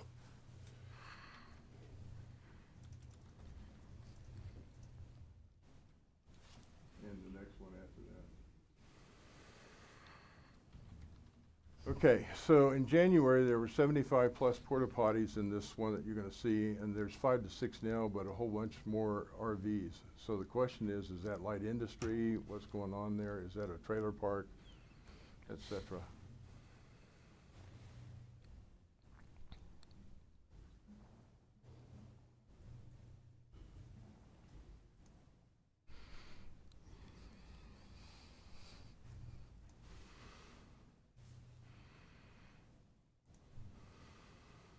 And the next slide.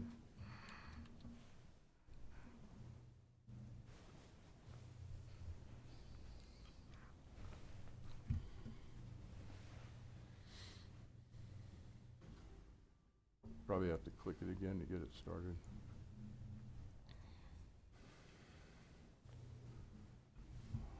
This one has just come up in the last 2 years.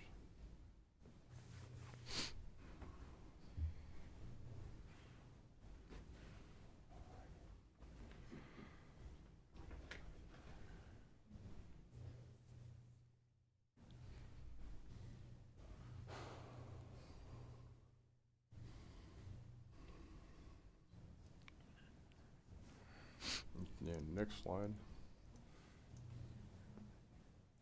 Click it again. Yeah? Yeah. Okay, so there's a value to correcting all this to the county, and it's shown here. Increased tax revenue when people build a proper facility. You're going to lose tax revenue if it's not corrected. There's a reputation involved, and we've seen that in some of the places in Southern California where people just do anything they want to, and pretty soon you have a shanty town. Obviously, it's going to impact our property values. There have been rumors of some illicit activity out there, and then there's issues of health, raw sewage, water quality, aquifer issues, etc. So if you go to the last slide.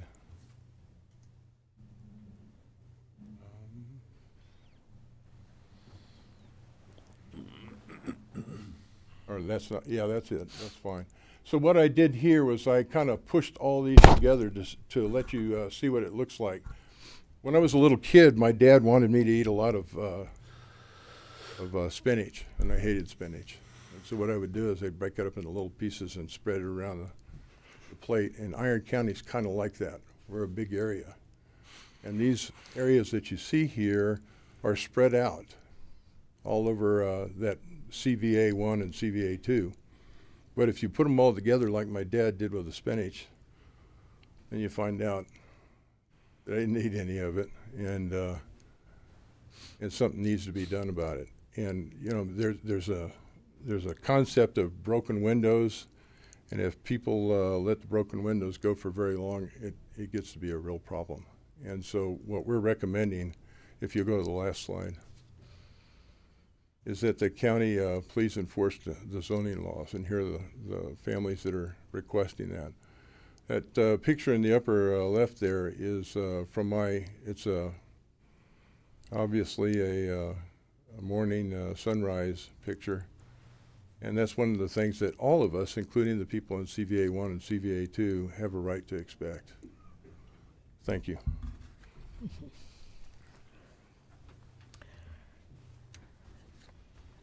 Okay, discussion? We know it is a problem. Let the commissioners talk about it for just a sec before we get the residents. Yeah, this is something that we've worked as long as I've been a commissioner. We've had complaints out there, and we've worked really closely with our building and zoning department in an effort to address the issues. We've got our building and zoning guys here today. Terry, do you want to address, why don't you address us and tell us where we're at? To start off, I do want to thank the public for coming in. I do appreciate their passion for the county that they have.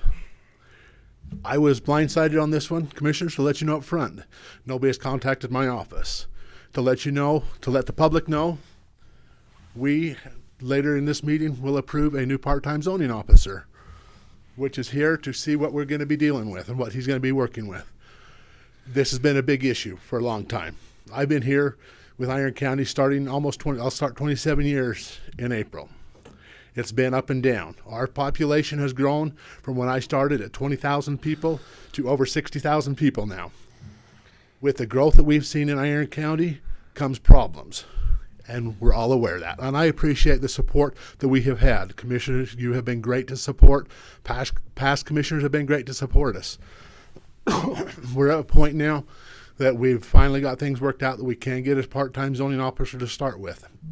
We know that there's problems. We have taken and cleaned up several problems, and it's not been addressed. A lot of them have been cleaned up. We get one cleaned up, they bring more stuff back in. We clean up one, they bring more junk in. So it's a continual problem. We're going to start focusing more with our zoning officer now to address the problems. Everything that's there other than one picture, I am not aware of. I know what's there. Other than one picture, I was shocked to see, and that was all the tires. That one I'm not aware of. The rest of them, I know what's there, what we need to deal with. The last junkyard, we have worked with them to move stuff in, move stuff out. They are non-compliant now. We will be working with our county attorney's office to start the proper process for cleaning up the stuff. A lot of those residents have gotten letters of notice, trying to work with them, and yeah. There is a process that we do have to follow in our ordinances, that we have to notify them. They have to respond to us. We give them 30 days to work with them or to let us know what to do. If they want to come up with a plan, we have a plan that they can put in place to work with, or we have to start with working with the county attorney for a cleanup process of what we need to go through there. So we do have some stuff we need to work on to be able to clean these properties up. It's not a quick process. To let the public know, it does take time. It does take time to clean up. It is private property rights still that we have to follow and not violate laws. So we will be working with our county attorney's office, which they have been good to work with. We will get more help now, where we've got one guy that's going to be dedicated strictly for zoning to be able to track and keep track of where we're at in the process. Because up to this point, we've been so busy. The last 2 years has been record years with growth in the county. We've all seen it. we all have talked about how we're going to deal with it. Now we're at a point that we think we can work with it and bring it along to help get things cleaned up a little bit at a time. We're going to focus on that area to see what we can do right now. So yes, we cover 3,200 to 3,400 square miles. We have a lot of land to cover, a lot of people to try to please. So we're going to start a little bit in each area to work with that, to help that. If the public wants to come into my office and sit down and visit, we will let them know where we're at. We've not tried to hide anything. We've not tried to put them off. We have tried to get letters out. We have had a few. There are pictures there that still have a few things on that we have got cleaned up that we still need to work on still. So we are still working on it to see what we can do. And by the way, our new zoning officer, Joseph, we wanted to break him in with this to see what it's going to be like. We don't want to scare him off already, or we will have a hard time finding another one. We're excited to have Joseph on board. If everybody votes yay this afternoon later. So, but yeah, questions. What do we need? Well, and one thing I want to point out. So the history, and I'm going to speak specifically about Cedar Valley Acres because it is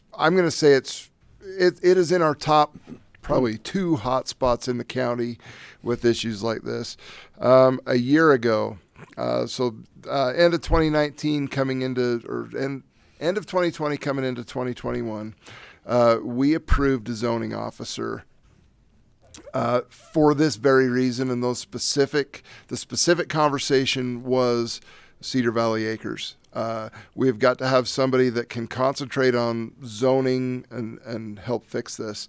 Long story short, with COVID and personnel issues and everything else, that position, it was kind of filled but never implemented going through last year. So in our budget discussions this year at the end of I don't even know what year we're in, end of 2021, moving forward now, we had a lot of discussions specifically about Cedar Valley Acres and what we're going to do to help Terry and his department deal with that. We came up, we approved Joseph. This is the first time we've met today as a part-time zoning officer, that his job will be specifically to deal with these zoning issues, to work through the process with the county attorney's office. Our building zoning inspection department does just that. So we're excited to be able to have a guy dedicated to this issue. And like I said, this is the first time we've been able to fill that position. And but know that in the discussion of how we address this and approve this employee, Cedar Valley Acres was the specific discussion of we've got to have somebody that's dedicated to this, that's not got the responsibility of doing building inspections and Sheriff's everything else that duties. comes with it, and sheriff's duties. The sheriff's office has been a great help, but their calls for service are up. I mean, they're running crazy. So just know, we're aware. We always appreciate the input, and I'm hoping we're on the right. We've taken a step down the path by having a dedicated employee to deal with it. Can't see how that will not be a benefit in the future. And just to go off of that, I have worked with Sheriff Carpenter a lot, and we have talked about many issues. And he's got the same concerns that I have. We're looking safety issues and safety concerns. With the Sheriff's Department, they are, and as everybody's aware, trying to get full staff there. That's kind of what drew us back to go the way we have, is that we've got Sheriff Carpenter. I've worked with him. He's willing to still help back us up some there, but we've still got a lot of work to do. And with the ladies and the concern with the drones out in that area, I'm hoping that none of these people were the ones involved in that, and it is a big concern. And that one is something that we can look into too as we go through. If we get a complaint like that, dealing with zoning, that type of stuff, contact the sheriff. He's good with us. We're out in the area a lot too to work with. And I do appreciate Ken and his help in backing up, because we will need them too to help on some of these issues. We'll work a lot with Sam and Chad through there.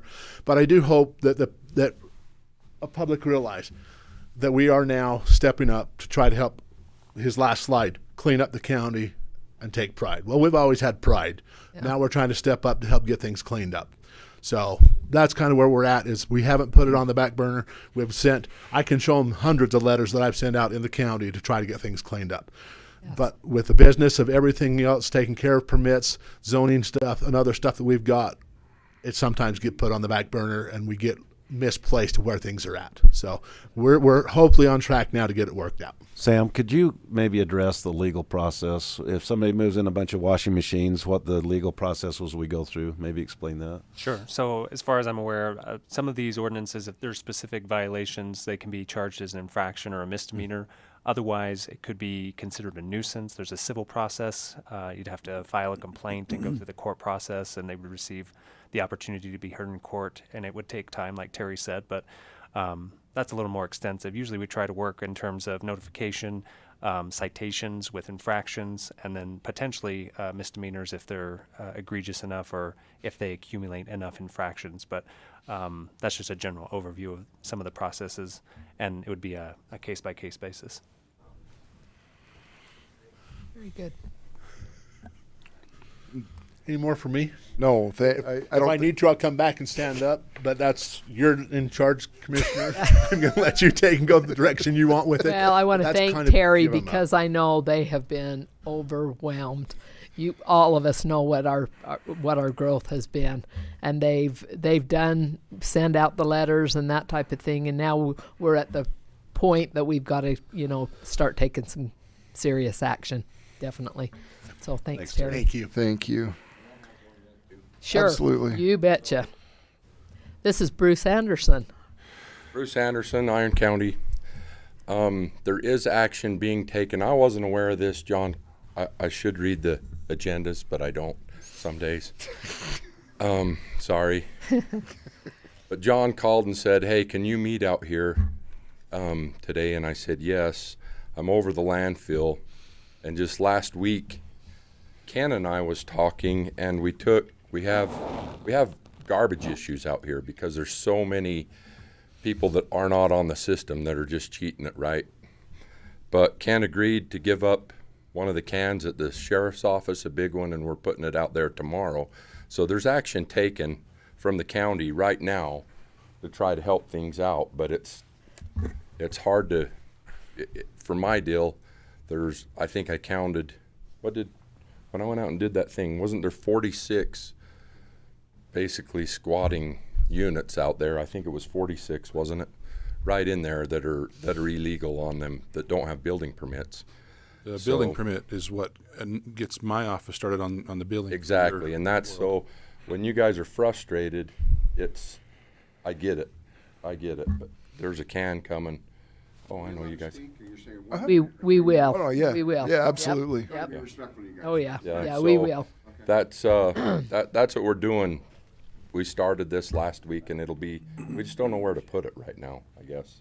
We're going to go look at that tomorrow, so I wish it was different, but thank you. Can I come out? Yep. My name is Robert Hauser. I'm one of the fellows that are on the list. First thing I want to say, Terry has been great.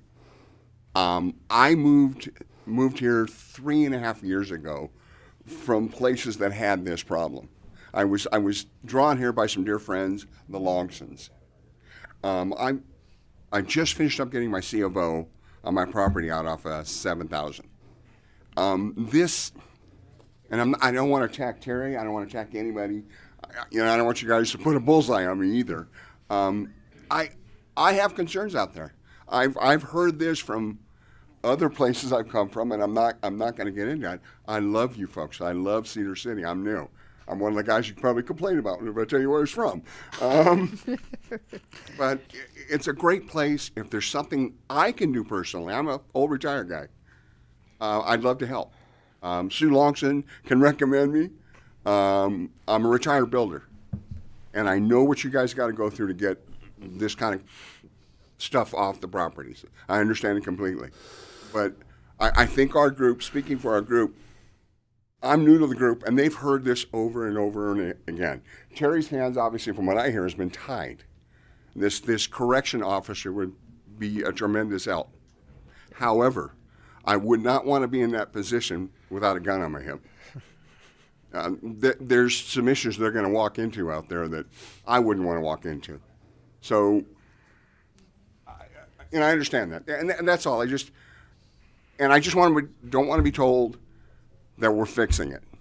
If we come back and say we want to get on the docket 6 months from now, a year from now, I want to say no. I don't want to get pushed to the side, because that's when I'll start getting hot. So that's about all I'll say. I really appreciate that, and we need to be kept up. If you guys, I'm a little guy in your wheel. I get it. Well, little guys in the wheel that the greasy wheel gets the squeaky wheel gets the grease sometimes. I can. But no, we really we've been banging our head against the wall and I for a long time. So please keep in touch with us and let us know if we need to do more, if we need to do less. Please keep in touch with Terry's office. I talked to Terry, I'm no disrespect to Terry, whatever. I know what he's going through. I like him as an individual, and he's overworked, but he's been fair to me during my building process. So I'll leave it at that. Yeah, please keep us in the loop, because literally in our discussion of, hiring a new employee in that office, it was this issue that was like, we've got to have somebody that's got the time and the jurisdiction to address that. About that. I've heard that there's possibly 2. I heard that there's, and maybe this is a rumor mill, that you may have 2 code enforcement agents coming down the pike. I don't know. That's what we've been told out. So right now we have one part-time, Joseph. He hasn't even started yet, because we're going to approve him today. The sheriff's office does have a guy, but we've not been able to implement him fully, just for manpower issues. So. Well, thank you for your time. Because of the growth. Yep. Anybody else? You can line up. State your name. Bob Tuckett. We've had this issue for a long time, where I live in Mid-Valley Estates, which is the mouth of where all these problems are out there on Lund. We tried to do this several years ago as a community in the Mid-Valley Estates. And the issue that came up with cleaning some of this up, and it was more of a matter of vehicles that were, I guess in our imagination and estimation, were junk, inoperable vehicles. At the time, Bud Bowman was what was he? Highway Patrol. No, he was state representative. State representative. I didn't want to call him anyway. The position he held, we worked with him, and we had a crusher lined up that we would park out there and get the community to gather up and get these vehicles crushed and gone.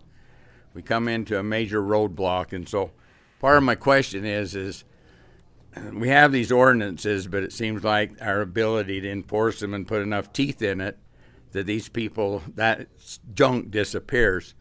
But in reference to the vehicles, the vehicle, before we could crush it, they had to have a clear title to it. We found out that most of those vehicles out there, they don't even know who owned them or whatever. Yep. And as far as the ability for the sheriff's department to come out and inspect them and try to trace those serial numbers, some of that was destroyed enough that you couldn't even do it. The other issue was with all the fluids, that the fluids in the vehicles had to be gone, antifreeze, air conditioning fluid, transmission fluid, all those things had to be drained out of them. It ended up we had to cancel it. And we have the same problem in that subdivision as Bill's explained on Lund. We have 3 what I call junkyards in our subdivision there, where they have a whole lot of inoperable vehicles. In some instances, they even got some of these appliances sitting there. But at the time, the county didn't have the manpower, and they didn't have a way of putting enough teeth into it. So my question is we can have ordinances and we can have jobs opened, but if we don't bite somebody in the hiney, it's just going to stay there. And it serves as a bad example, because you see one yard and then the next guy thinks it's okay to dump some more there. And it is a major problem out there. And it's not just in our little southwest corner of the valley. It's all over the area. There's more areas. But the ordinances and the rules kind of prohibit us, especially on this crushing vehicles.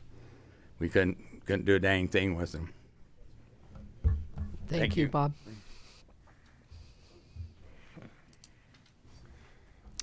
County Commissioners, my name is Sue Longson, and my husband and I live on 6600.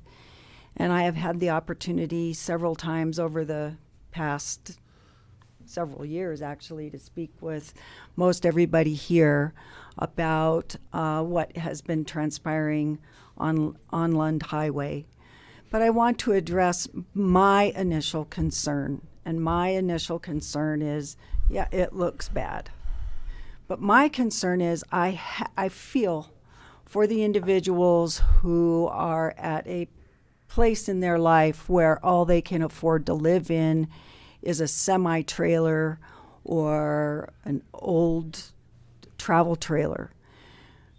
I understand that and I feel for them. However, the county commissioners, the city, everybody has placed health regulations for a reason. And we have seen where one of the travel trailers that was moved on a lot, they dug a ditch, they drilled holes in a piece of pipe, and the sewer ran into that pipe, which was maybe in a ditch 12 inches down. We've had the toilet bowls from their RVs put in our trash receptacles, which we've contacted.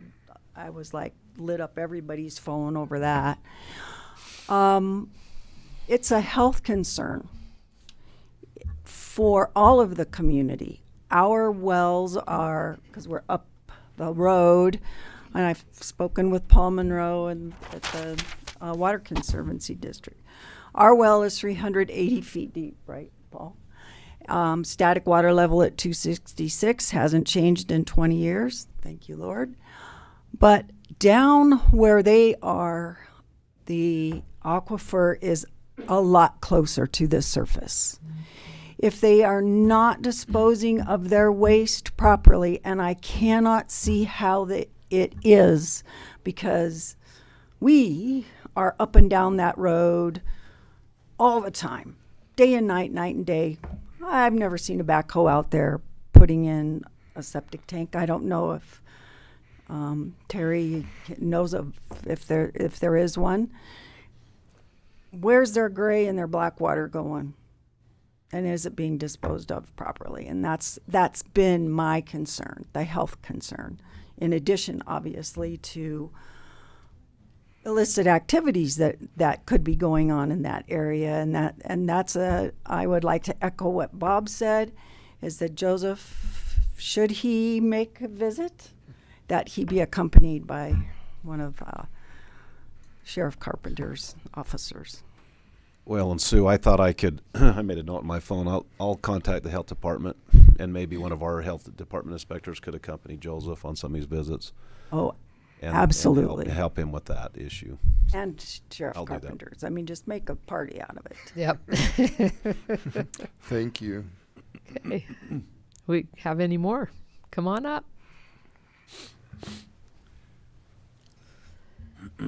Hi, my name's Larry Flick. I live out on 7,000, and I know Terry real well.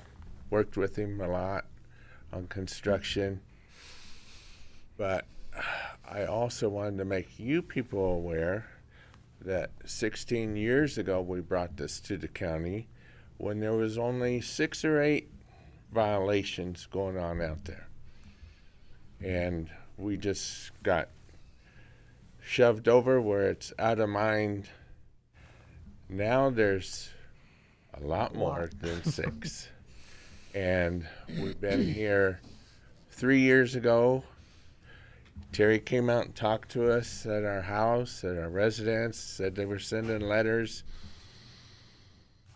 In my opinion, one part-time enforcement officer is not going to be able to do even that part of county, let alone the rest of the county. So I know that you people don't want it to get out of control any more than what it is, because you look at Salt Lake on the news, they bring in dump trucks, loaders on the news, loading up all the homeless problems, hauling them out. 6 weeks later, they got to come back in and do the same thing over and over again, which costs the county and the city. The city's going to have the problem too.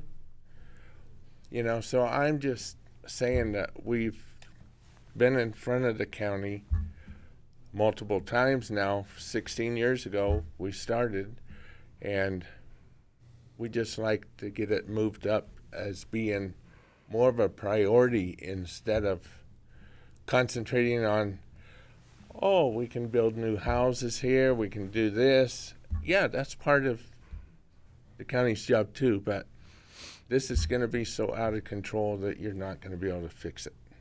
That's my opinion. Okay. Thank you. Thank you. Thank you. Nope, we got another one. Come on up. I am a passionate woman, and I'm new to Cedar also. I bought property in 2013. Could you tell us your name? My name is Patricia Willis. Thank you.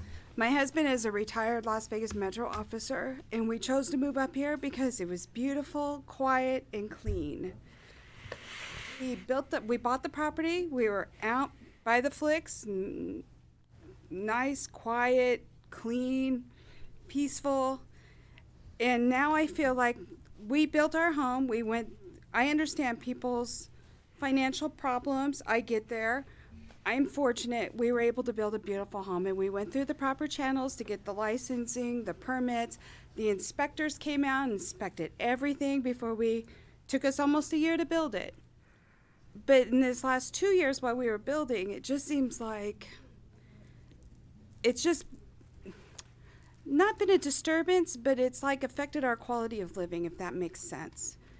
I'm the one who drives back and forth to town every day, grocery shopping and whatnot. I pitch in. I'll pull over on the side of the road and pick up the trash. I do those kind of things because I love where I live. And it just feels like the last 2 years, it is just erupted. The trash, the animals, they don't leash them. They run out on the road, the sheep, the dogs, and the dogs just break my heart because I know they're there to protect the property, but they don't even have property fences or to control them, to keep them from getting hurt or injured. I wish I could speak like my husband can. It's just, I don't want to see it getting worse. I really don't. And our neighbors moved, and the realtor, she was really concerned. A lot of potential buyers turned around and went back because they didn't know how beautiful it was on the other side, really. If they could see some of the homes up there, they're really beautiful. But when they go through that area, it scares them, some of the things they see.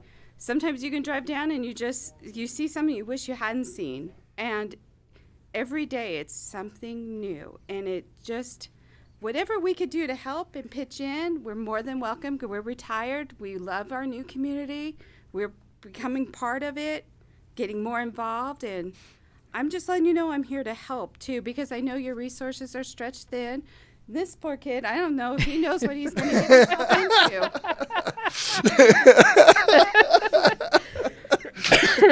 Call me first.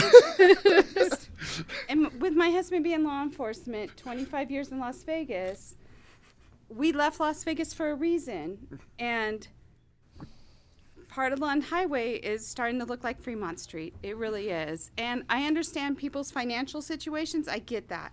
I get having to live in a trailer for a little while till you can afford to build.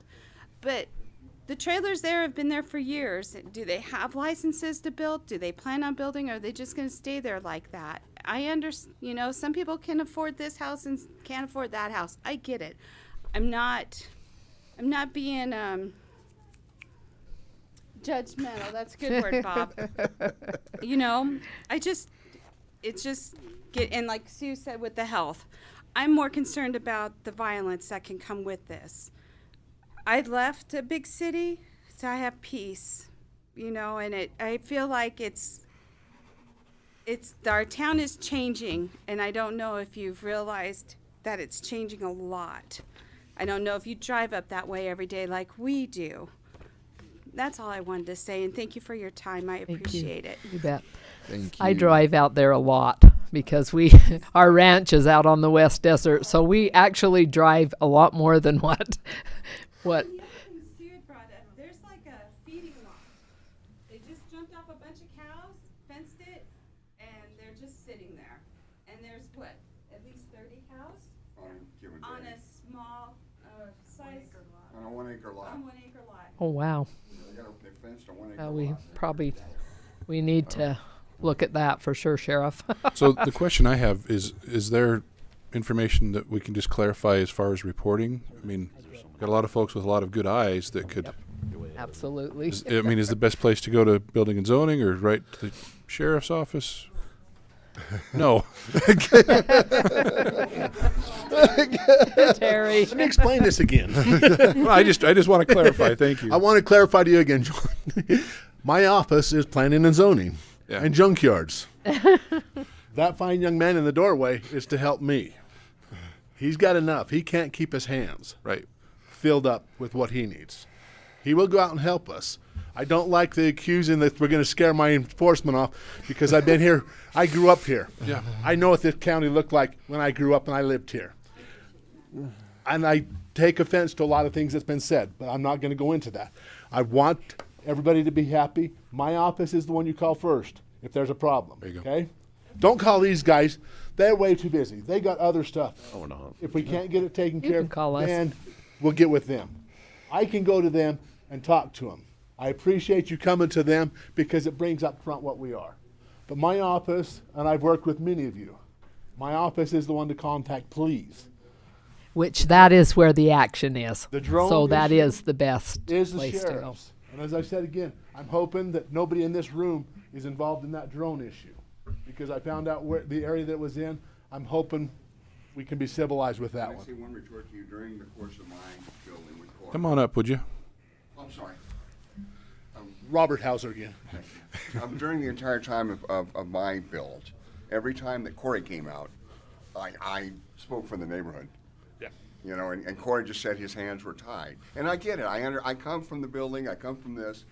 But we have, and I'm not doubting you, Terry, what's going on. No. We have said it. Exactly. I know. And his hands were at the time. I understand that He completely. would bring back and we would do what we can. That's why I said, we've got a zoning officer now Pal. that we're trying to get in place. Okay? So please, if somebody calls, the clerk's office is going to be the next one to start with. John and I correlate a lot. Okay? So building first, then. Building first, like I've tried to explain. Building first because we're the ones that's out there. I know where you're at. I understand. I'm as frustrated, if not more, than most of you because I grew up here. I enjoyed the county before. I know what it's like and I know what's happened. And as I said, yes, it takes time. I know a lot of stuff comes in, a lot of stuff goes, but hopefully we can get on top of it now to see what we can do. I know you're frustrated, and I hope we can work together still, because that's what I want. If there's something pops up, I'm going to have Joseph out there about every day or every other day going through that area, kind of making a note of what we've got. That's going to be his first week, is to hit most of this county to make notes of what we've got where, so we know where to address. Because yes, that's a big issue. But as Commissioner Wood says, we cover 3,200 square miles of county. We're trying to focus a little bit of time too, so we can keep things up front. No, I understand. So that's where it's at, John. If they call me first. If not, call John. Then he will go through this process to where we need to see. Commissioners know where they're at. They deal with the budget. As far as issues with budget and manning and employment stuff, I have to work with them on that one. So we will do what we can. We will put more time into our zoning guy to help get things taken care of with that. So, And I wish that I wish we could afford a fleet of zoning guys. We would love to. We know that this isn't a fix all, but we're really hoping that it's a step in the right direction and a program that we can build on in the future. That's I have a question, Terry. So those lots that you have repeatedly sent letters and that type of thing, so when you get to the point where they're either not responding or we can take some action and you go in and clean that up, so then do you give that to them for the cleanup? Is that cost? We can. If the county, if we get to that point and deem that they are not going to respond and they don't want to, yes. We have done that in one. You can lien that property we too? We can go in and clean it up and lien the property.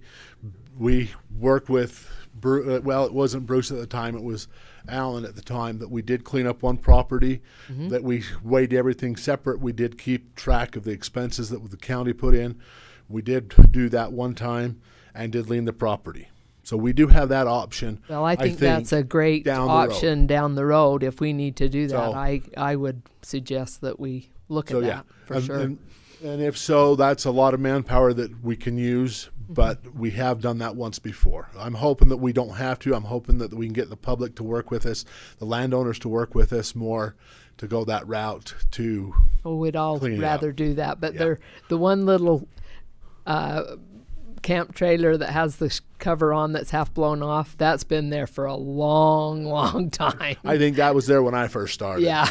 So and I've never seen anybody there. And we go out that road all the time. And we have left notes there. We've sent them in the mail. Yeah. And so maybe that's one that we could maybe clean up. So we will work with the attorney's office to see what processes we need to follow through on that. Okay. Very good. Thank you, John. Sorry. Yeah, no, not at all. Yeah, I don't want to burden the commissioners. They can call your office if there's, and then we can go through the proper process. I do want to clarify. So basically, give us an approximate address. Is that and what's happening? Yep. Okay. And either your office or mine. Yep. Okay. That's where to go. And then if it gets to the point that we can't keep up, then we'll address it at that time. Yeah. So, okay. Thanks, folks, for coming. We appreciate you coming. We really do. Absolutely. And we want to hear from you again. If it's not moving, let us know, because we want to hear from you again. And I think definitely. I'm not trying to attack her. I don't want to feel like and I know you got, for lack of a better word, coal on this. I know. And John did put numbers up for my office, the top one, his number's the second one. So take those numbers so that you've got them, and we will.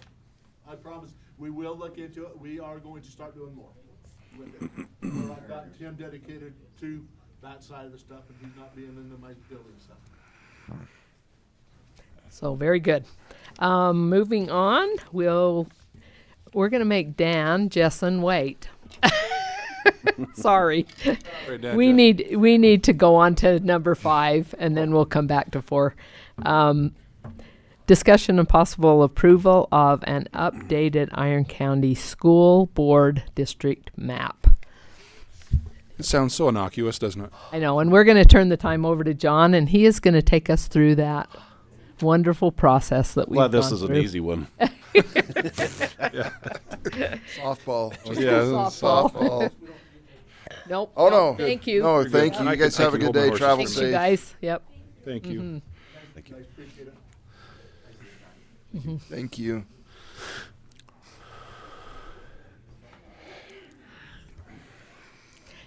It's kind of fun to have a few people come to commission meeting, because sometimes we feel kind of lonely with just Here by staff. ourselves. Okay, John? So I think maybe what I will do is really give a truncated version of the presentation I gave during the open house that we did on February 1st. With the delay in the census, the redistricting in Utah was delayed. And once we got the House, Senate, or the State House, Senate, and school board boundaries that had changed, we were able to redo our Iron County precinct map. And so this is that, and that kind of reflects what's happening there. Once we had that, then we were able to move forward with the school board district. And I was a little green going into this, so I did what I thought was as sensible as I could. We ended up with what we now call Prop 1. Prop 1 had pretty much Bryan Head, and I don't know if you can, I got to switch this video feed just a sec.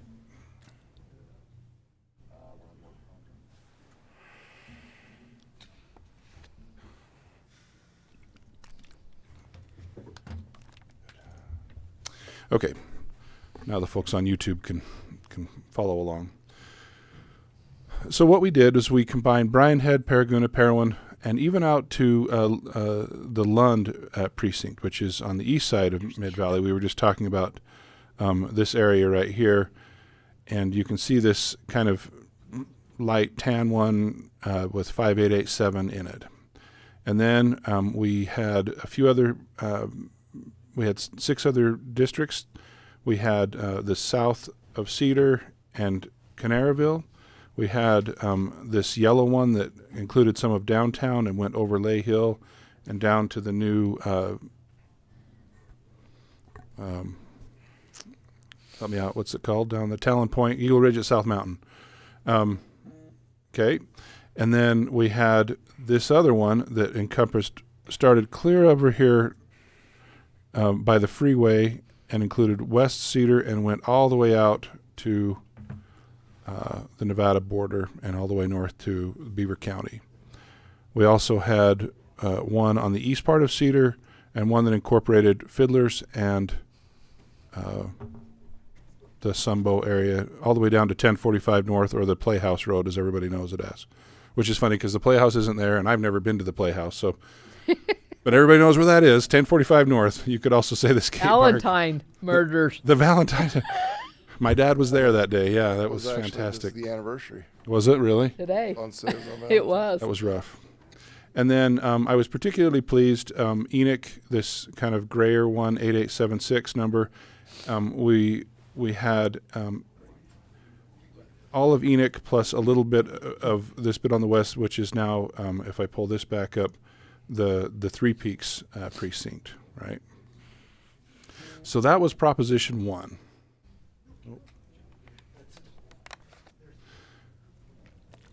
And talked to the commissioners about it, kind of started sharing it around, and then immediately started getting some concern from the community. A couple of the more wonkish folks in the community expressed concern that we had a 38% population variation between what I had set up as this Bryan Head, Parowan, Paragouna, Mid-Valley one at 5887 being small, and the largest one being 9004.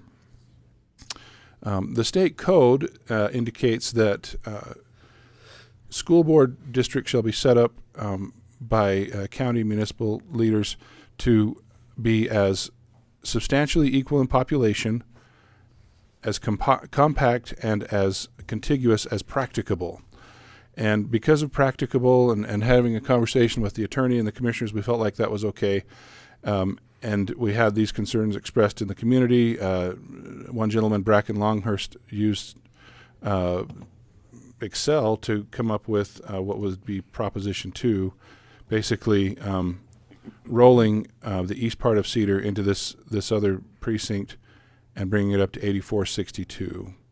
We have 57,000 some odd residents in Iron County. If you divide that by 7, that's 8183. So that brought this a little bit closer. This map 2 that Bracken Longhurst suggested was about 15% population deviation. And then what we had was a discovery kind of late on a Friday afternoon. Sam found some case law that applied, and that was the Navajo Nation versus San Juan County. In that, San Juan County had a larger deviation, and they actually were ruled against, and their ability to take control over the process was taken away. And it was because of population variation. And the rub was what we were trying to preserve with Map 1, if I go back to Map 1, was communities of interest. We were trying to preserve this notion of communities of interest, and so we had kind of Bryan Head together, we had Enoch together, these Cedar ones together, but even at that I kind of failed because we had downtown Cedar in with Burrell, Modena, and Newcastle, and we had South Cedar in with Canaryville. So it wasn't perfect, and this can't and won't be perfect. But when we started talking about this, the fact that the case law said that populations of interest, communities of interest, really couldn't rule out over the population variation. In other words, if you were to leave map 1 with 5887, someone in this area would have a proportionally larger voice by being in a smaller by population district than someone in this larger one by population. Their voice would be a bit more weighted. I had a conversation with one of the school board members, Dave Staley, and he said, well, that's an interesting point, and that would be a bigger deal with a 3-member board. But because this is a 7-member board, that effect is diluted a little bit. That being said, as it evolved, we got more and more concerned about a potential lawsuit, being crossways with the law, and really that unfair representation. And so that led us to Proposition 3. Kendall, I've got the other one on. That's what's happening. It's not Kendall's fault, it's mine. So I had facetiously said, hey, I could stand at the corner of Center and Main and Cedar City and wave my arm 7 times, and we could come up with even numbers and kind of throw all the other stuff out. And Kendall was able to make use some of the tools in GIS to kind of help bring those together. So whereas the first map 1, had a 38% population variation, this Proposition 3 has only an 8.5% population. And when we go back to the Navajo Nation versus San Juan County, Sam, the prima facie, explain that, would you please? Sure. So in this particular case law, the court stated that a plan with population disparities over 10% creates a prima facie case of discrimination and therefore must be justified by the redistricting entity. So that was kind of the standard set in Navajo Nation versus San Juan County. Sorry, you weren't done. No, that's essentially it. The court has held that a maximum population deviation under 10% is a minor deviation.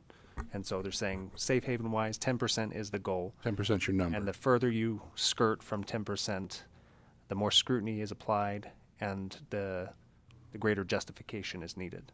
What was the deviation? In San Juan County, San Juan. the population deviation was like our map 1, 38%. 38%. Exactly. Yeah, it happened to be exact same percentage. Oh, wow. Yeah. Yes. So we went ahead and created this map, and as we looked at it, we felt like it did a couple of things. It accomplished a few things. We didn't love it, but it accomplished a few things that we felt brought in fairness. First of all, that population spread was under 9%, 8.5%. But also, everybody kind of had to share urban and rural. So if we look at specific areas, right, this yellow area had to share west of Cedar and then out by Quichapa and Canaryville, right? So it's this urban-rural mix. This darker brown on the east had to share the east part of Cedar and then the more rural areas of the mountain. Parowan in this map and Paraguna had to share with Enoch north of Mid-Valley Road here, this gray area, right? In this case, Summit also shared with that larger brown one on the east. There were a few of these in the middle that, because of population density, just are entirely made up of Cedar City. So the Fiddlers, Sunbow area, this one actually goes across the street and freeway and takes in part of Enoch. We have this smaller white one that includes kind of the downtown area, and then this darker brown one that goes down to the Eagle Ridge at South Mountain and out to Westview and out along 56. But for everyone else, they have to share urban and rural. And so we felt like with a more even population density, and that's where we were in my conversations with the commissioners separately as we've been getting close to this. There is an urgency to get some version of this approved today, and this map is kind of where it seemed like the commissioners had settled up until late last week.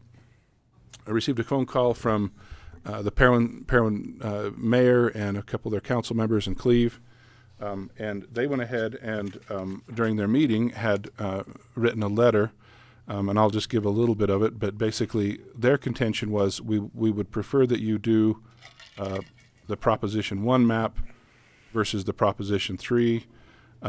They felt like with Proposition 3, Parowan, it says the primary concern we have with this choice is that Map 3 does not allow Parowan to be adequately represented with the new boundary lines. Our request at this time is that you reconsider choosing Map 1 so Parowan has a chance, based on population and voter turnout, of having just one of 7 board members on the Iron County School Board. Currently, with the way Map 3 is drawn, those odds are at 42%, as the majority of the population, over 57.8% for that area, is from Enoch. The proposed line adjustments on Map 3 will almost guarantee that Parowan will never have a member of our community serve on the board, leaving us without a voice to represent our needs for our students, schools, teachers, and administrators. They talked about us playing a numbers game, and Commissioner Blake last night, when he and I spoke, talked about Parowan being fairly unique in that in the West Desert or Canaryville, those kids get bused into Cedar for school, whereas Parowan stands alone a little bit more as a community when it comes to education. And so that was a point that he brought out.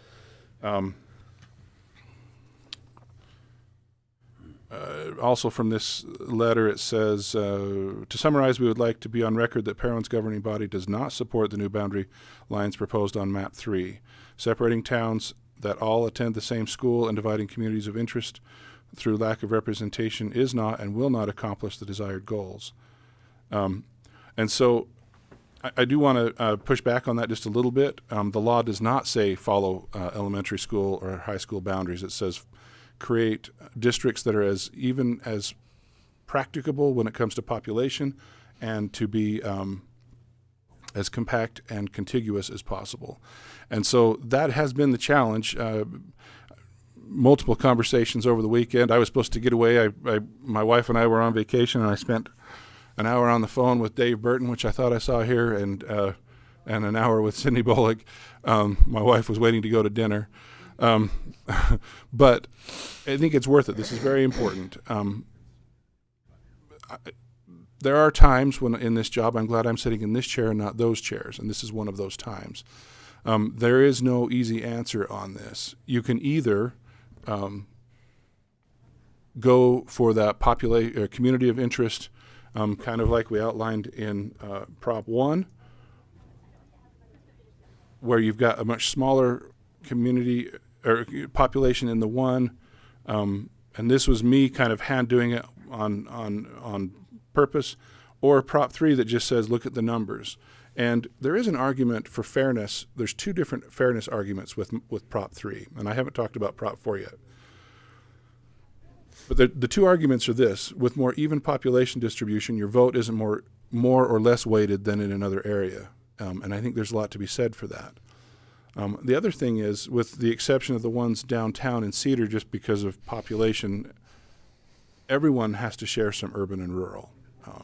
And so those are the 2 fairness arguments. That being said, there were some strong voices over the weekend, and we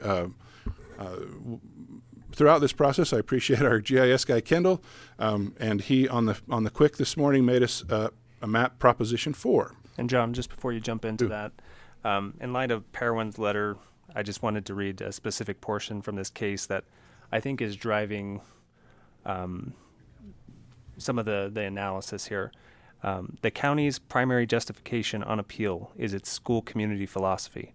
Under this philosophy, the school board districts are essentially drawn around the schools, creating communities of interest to ensure that each school has specific representation on the school board by placing voters who are within the school's boundaries in the voting district for the school board's member. And the court said specifically, the school community philosophy doesn't change our analysis. The county's method of implementing this philosophy runs contrary to state law. By statute, Utah mandates 3 considerations for drawing school board districts, and I believe you've alluded to that, John. But essentially, that is the exact same argument that was made in San Juan County, and the court rejected it.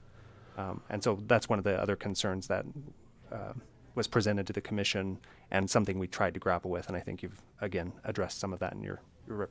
Thank you. And to go back to your, because I'm about to go into map 4 now, to go back to your original, the safe zone under, the prima facie, that's about 10%, right? So if we... So, John, before Yes, you go on, I'd like to take issue with the letter, with all due respect, Parowan City. Kendall, did any one of us commissioners have anything to do with you creating this map? Not any, right? So we didn't have anything to do with it. He took some, and maybe you can explain to us how you came up with this map. Maybe what you just, because I don't want you guys to know that or think that we had anything to do with gerrymandering or anything, because we didn't. I almost wish we had... Kendall pretty much. Well, it kind of made said that in the this letter, didn't map. it, to some degree? Well, it said we were playing games with the numbers, but that Yeah. I don't think it was meant to be as accusatory as it sounded. I just wanted to be... Okay. Point taken. Yeah. Sorry if that's the way that you want me to come up. Please come up. I'm sorry if that's the way that you guys took it, but it is a numbers game. We're trying to fit certain numbers in certain areas to make the numbers look good so this county's not sued. Like, I'm not wrong in that. No. Well, right? yes, Like, but I will push back on that a little, saying it's not just about not getting sued. It's about even and fair representation. okay, so, But do you have another point that you're going to make? Go ahead. well, you can continue. No, I no, don't wanna cut you because off. I think this is the real rub. This is the hard part of this. It is, but because Parowan holds one of the 3 high schools in Iron County, the way that the map is presented right now, there's a potential that Enoch can have 3 representatives on the school board, leaving Parowan with nobody from Parowan being represented. There's on the also the school board. potential that Parowan Valley has 2, because Summit, and we've even heard of someone trying to run from Summit. Right. It goes both ways. It does. But No, Because they have the same, Enoch would have the same argument. Enoch would, however, that they have Enoch- small, 'Cause they've just been a carved small out. little portion of Enoch. We would never be able to have representation from there too. I mean, they have the same argument, really. really, I mean, Yeah. I do understand where you guys are coming from, and no disrespect from, I know your job is hard. I mean, our job as city council is super hard. I know you guys have 10 times the amount of workload that we have. Parowan really just wants to be represented. And I hate it when people come up to me and say, Rochelle, it's not fair. It's not fair. I know life is not fair. We all don't get the way that we want. We just want you to know that we really feel strongly that Parowan be represented on the board, because we have been with the 5 seats. Now we're going to 7, and there's a potential that we won't have anybody on there. That's a real concern for our community. Yeah. I don't know. Yeah. Thank you, Rochelle. Okay. And so Let's have that Kendall notion, come up and, Yeah. and talk to his. Yeah, Kendall. And we love Kendall, Oh, by thanks. the way. He has been so much help to our county. We stole him from one of the other counties, and we've really enjoyed having him here. we poached him. Yep, poached him. I enjoy being here. So I was given the task to come up with evenly spaced numbers, right? So I took the precincts and got the numbers per precinct for population based off the census data. And then I created a gradient of 7 different colors of blue is what I chose. And I just picked one of each color and worked from the inside out. And that's what it ended up like. Because if you break it down by 7 different colors by population, then if you have one of every color, you're going to be hitting your goal mark. It's a clever mathematical tool, because they're going to fall out within the mean, and that's what happened. And they were very close. And the leftovers were inside city. And this is how it landed. We didn't come back and say, well, move that line here or that line. And also, if you're going to be mad at me. The commissioners, be mad the at commissioners John. have to be mad at me, but the commissioners have to make this hard choice. And Kendall and I worked hard to try and give them good information. And the question is, Rochelle, what's fair? Is it fair by numbers? Is it fair by where you carve it up? Is it fair? I mean, obviously you can tell where my mind was on the first map, because I really tried to maintain those communities of interest at the expense of population, and then that just. And that's how it should be, but I understand that you also. The numbers are. The numbers are real off, but map 1 does have all communities of interest. Well, it doesn't. It does the best that I could. So I was able to accommodate Parowan and Enoch and Cedar. But if you're Canaryville, what are your chances of having somebody on the board? If you're the West Desert, what do you? I mean, Exact same. Yeah. Exact same. And probably that's what worse, map 1. actually, in their book. You know what I Up mean? and say it. Yep. Sorry, I'm so sorry. I just. You're okay. A loudmouth. It is what it is. Well, this is a hard consideration. You guys all know me, Seriously, so yeah. y'all can still be friends after this, right? Right. Is to your argument, Canaryville doesn't have a high school. They don't have an elementary. Not that I don't love Canaryville. I have friends from Canaryville. You know, I think, is it Burrell that has an elementary? Yes, they do. So that's another And they argument. do. Yep. But I'm not a looking- high school, but Yes, and that's just back to my argument, is where Parowan holds one of the 3 high schools in Iron County. Yeah. That's why I feel so strongly about Parowan having at least one representative on the board. That's one of my really main reasons. Yeah. You know, if we we only had understand that. We I mean, totally understand that. If we only had an elementary, then that we would probably be beating down a different door. I probably wouldn't be here doing that. You but might be. I might be. I might be. You put me in a position, and I'm just gonna whatever. But that's really. No, I'm not running for school. I'm city She's council. on. I'm on city council, and that's that a would big enough help. bite to chew. But that's just the main reason is we do hold one of the 3 high schools, and I don't feel like it's understand that. unreasonable to want to have one school board member out of the 7 on school board. It's probably this much of a, like Parowan's not going to have a lot to say if with just one person anyway. Right. I know it's very minute. Well, and like I said in my conversation with Dave Staley, he kind of pointed that out. He says if you It go back to diluted this, it. with a does. 7-member board, that unfairness in population is actually diluted a bit. Anyway, that was his argument. And I do agree with that, but at least when big matters came to where even if the public comes and comments, they're going to still look to the people that are sitting on their board. Right. And if we had at least just one person there looking out for the interests of Parowan, Now, I don't know. I get what you're saying, but I'm also going to refer back to something board member Brinkerhoff, who's sitting right here, said pretty much every time I talk to him about it. That is that once you're elected, you represent everybody, you know, and that was kind of his notion. And I get that because, listen, one of the things that we need to remember is that we have these public bodies of elected individuals, and yes, we have districts, but they're all school board members. And not to discount what you're saying. Right. It's just there is that element just to say, oh, we won't have a voice. Well, that's not entirely true. You just won't have your guy on the board right there. I mean, you still have a voice. However, I can push back to that Do. because Parowan is known as the outcast. We're out here. We don't have a lot of say. Talk to Burl. Even with Sorry. Ben Johnson being on the board, he has to fight for things for Parowan. Yeah. Yeah. Like, and I've seen that when I've attended board meetings. Like, he really does have to fight, and I commend Ben because he does a really good job for Parowan. Right. Maybe not everything that we would like. However, he is there. He is. Well, living in Cedar, we don't get everything we like either. I know, and I know things are not fair. I just want you to know where we're coming from, and if that is what you choose to go with Prop 3, obviously we'll have to suck it up and. Well, we haven't go even with got it, to Prop but- 4. So I think Mr. Pressgrove has something to say, then I'll dive into Prop 4. This is our fourth agenda item, and we're 2 hours in. William Pressgrove. You know, in looking at this, and looking at the area for Parowan and all of the different areas, who chooses the board member that's going to be there? The people. The people.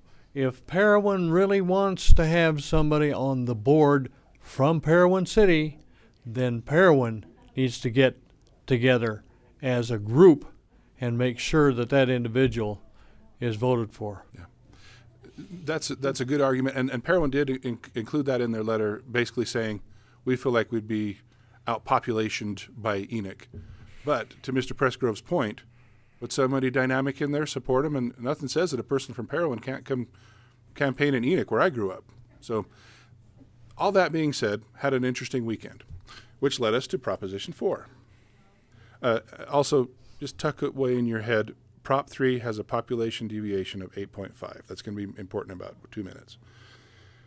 Proposition 4. Proposition 4 basically includes Bryan Head and Summit in this other district here on the east. It's not far removed in that regard from Prop 1. You can kind of see the shape there of Prop 1. Oops.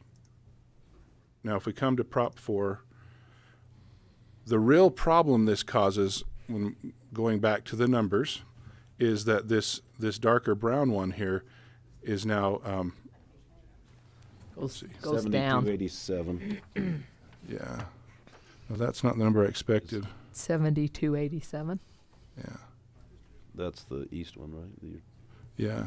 East. Because if you take Summit's 308 and Bryan has 242, and if you add that to Parowan and take it away from east, it takes that one down to 7287. Are you? That's the number I have. Before I go too much further, Kendall, I mean, because if it's 7837, that changes everything. Yeah. So I ran it this morning off that same census block data. And it's. Run it again and see if So Well, you're we coming just- up with 71? 7837, but I think that's the, not in counting the, I don't have my other. That'd actually be better, right? Oh, yeah. Yeah, that would actually improve it. Be a lot better. But see, no, yeah, 7837, and it's still showing, oops. might have labeled the wrong one. Well, it was. Oh, yeah, no, it's the exact same number. Okay, so basically the label, okay, no big deal. So it's, what was the number, Paul? 7287. So 7287. So, okay, so that's mislabeled, but It was 7837. And we And then if you subtracted- take the 308 and the 242 out, it takes it down to 7287. Yeah. Right? yes, it turned out to be, yeah. Okay, so, no, that's okay. That's okay. So basically what happens then is when we go back to the population spread, we go from 8.5 under Prop 3 to 15.96. So the safe zone is under 10% when it comes to, being able to defend a lawsuit, right? But that would only be one area, right? Yeah, and so that what would have to happen is someone in this dark brown area would have to say, oh no, not that area. It would be this, the area out by where Bill lives, this mustard yellow one, because there's so much more population in mine, the weight of my vote is less. We're sharing representation among more people than everyone else. So the question is that from a legislative perspective, because ultimately this is a legislative decision, is that tolerable risk from a legislative perspective? And then from the attorney perspective is, would we be able to defend a lawsuit, and how likely would we to be sued? There were some extenuating circumstances in San Juan, Navajo Nation versus San Juan County. There were The ACU. There were the ACLU involved. There were questions of race, whereas Iron County is a bit more homogenous.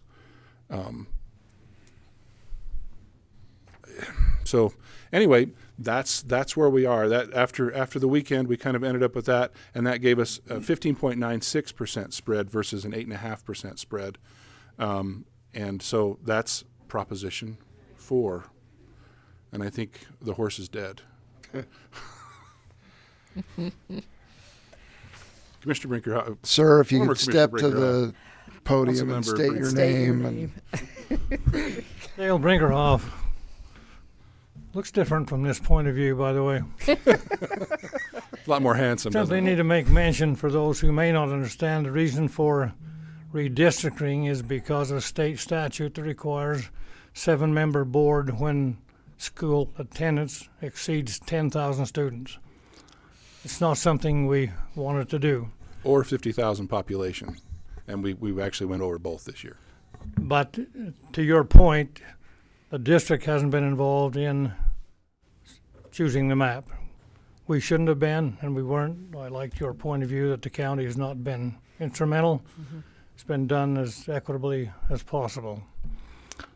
Being a commissioner from Kane County, living on the north side, I understand Parowan's concern about, Representation. well, there's a lot of old terms that I can't use. So I understand that, but it's important to me that Parowan and Modena and Canara and everyone else knows that I'm as concerned about their district as I am about my own.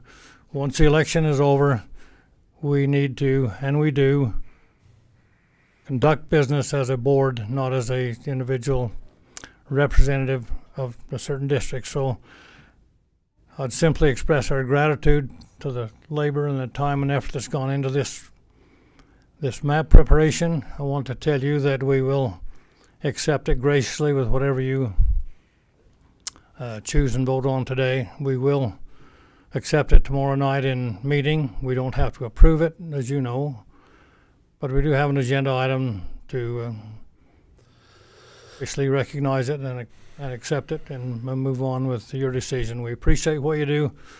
You have my full support. Thank you for all the fun and games you have. Thanks, Dale. Let's have Bob. Do you want to run up? I have just a quick question. After I attended the last hearing you had, it didn't dawn on me until after we had left.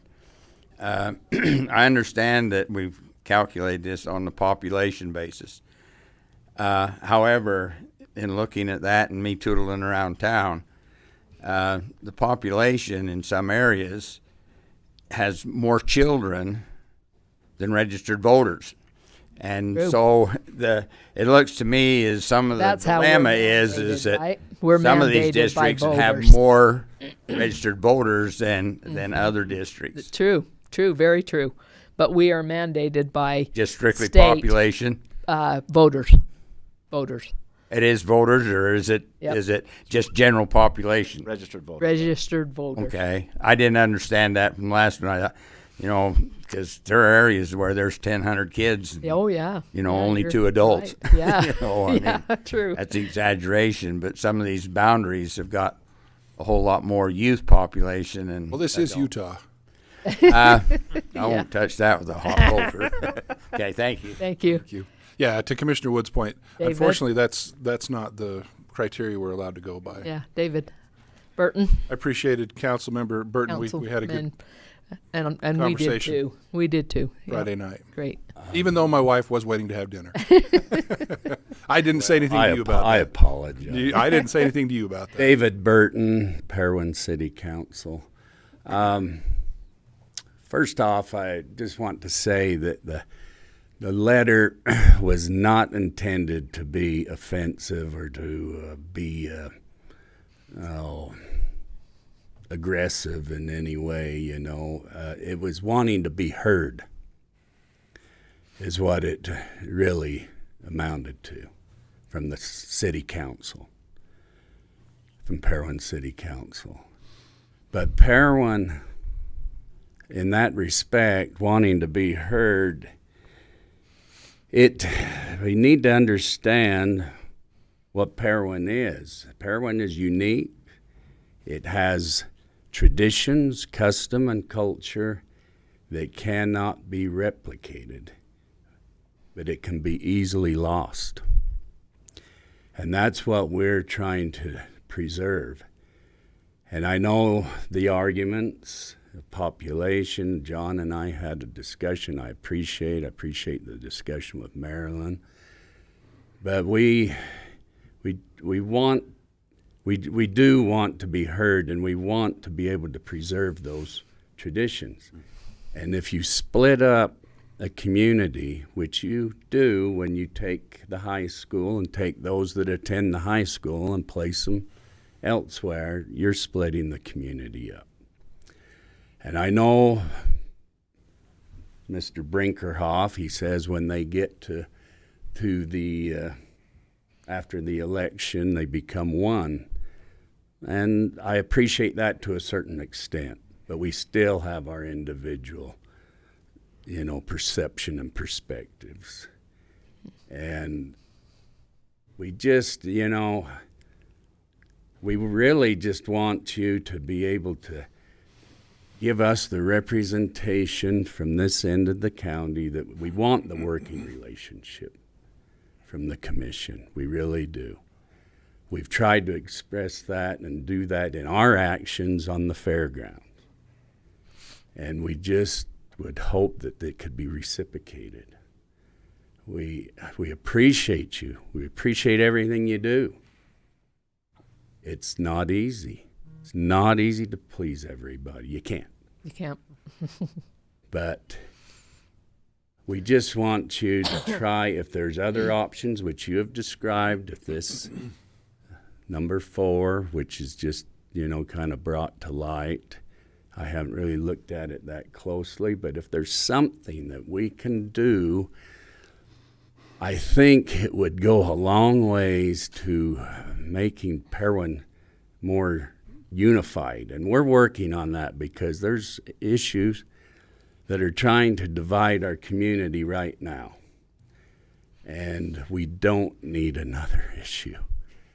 And we want Parowan to stay unified. And I know I have to speak for Parowan. I represent Parowan. I represent Parowan citizens because I'm on the council. And I know there's a perspective of the county, but we need to preserve that integrity and not to have a divisive issue. And we ask, we plead, we just ask for your support to please represent this end of the county. And we want to have that working relationship. Like I said, we put it into action with that. That was not popular. We took a lot of flack over that fairgrounds. And we had to come and, take a stand and defend the situation, the position. But we thought that was the right thing to do. So we want that working relationship, and we just ask it of you, please. And please, if there's a possibility of keeping our schools together, Parowan, Summit, Bryan Head, that you would do that and be able to work through these numbers, because I would hope from a legal standpoint that we would be able to look at the demographics and the effects of the social aspect of trying, if we can work past that, because I realize that San Juan case, there was a lot of other issues and variables in there of discrimination, and there was, like you said, that ACLU and the Navajo Nation and things. And so I would hope that wouldn't have to be the deciding factor. I hope that we could be, take these other, that sometimes people and communities in a rural setting, that legislation was done for, maybe applicable to a metropolitan area, where if you can divide these areas up by numbers, it doesn't have as great of an effect on the whole. But this situation, it does. And in these geographical areas, these communities, we're different. And I'm proud to say that. We're different, and we want to stay different. And we want to defend those traditions, that custom and culture, and keep those traditions going.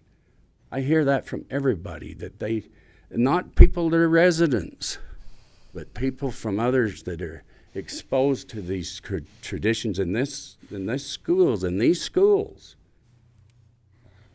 They feel that is something that nobody else is able to have that opportunity to participate in, and we want to protect that.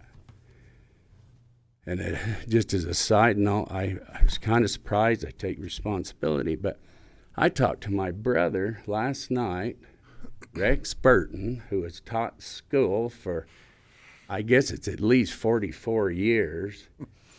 He's a fixture. He's older than I am, but Is that older than dirt?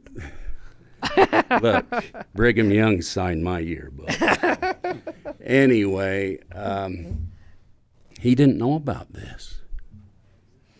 He didn't know about this. I talked to him last night, and I couldn't believe it. Now, you know, but I thought the teachers and whatever communication, you know, the principals, whatever, I was really surprised. Really surprised because they are the ones that are affected too. Yeah. And they should be. But anyway, please, please try to work with us. And, you know, if we can work out some compromise and something that can benefit all but preserve the integrity of Parowan, I would appreciate it. And I know the people of Parowan will appreciate it. Thanks, David. Jeff. Okay. By the way, I had a doctor's appointment I canceled so I could Oh, stay. nice. Oh, boy. I'm sorry. We were down. Jeff, Corey. A lot of other people had to leave also. There were a Saw lot that. of other I support know. here. We were down on the. And no, I know, but We I'm had a just lot of saying, people from they Lund all Highway, had so- commitments. They Yeah. wanted to be here. I wanted to be understand. here. So no, I'm not just here wasting your time alone. So No, thank you. absolutely. Let's have Corey? Jeff Corey now.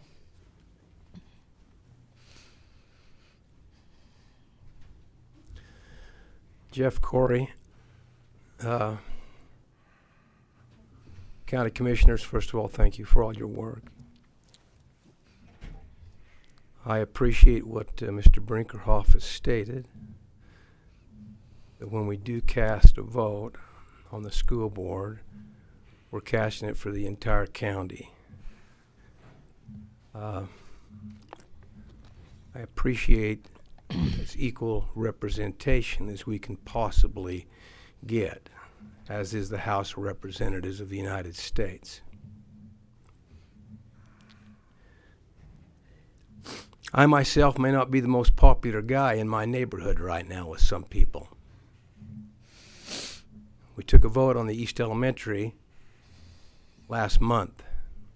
I live a block and a half from the East Elementary. It's in my district. And I voted against it being built